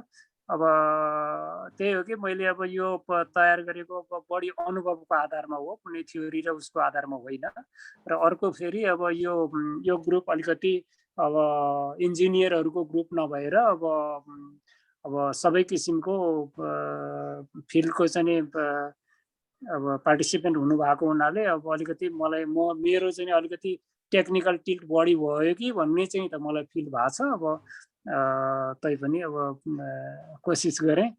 यो मौका दिनुभएकोमा अब सबैलाई धेरै धन्यवाद दिँदै अब पछि पनि त्यस्तो कुनै सेयर गर्न लायकको केही चिज हुन्छ भने त्यो त अब मैले जाने बुझेसम्मको सेयर गर्नलाई त केही समस्या छैन। म तयारै छु।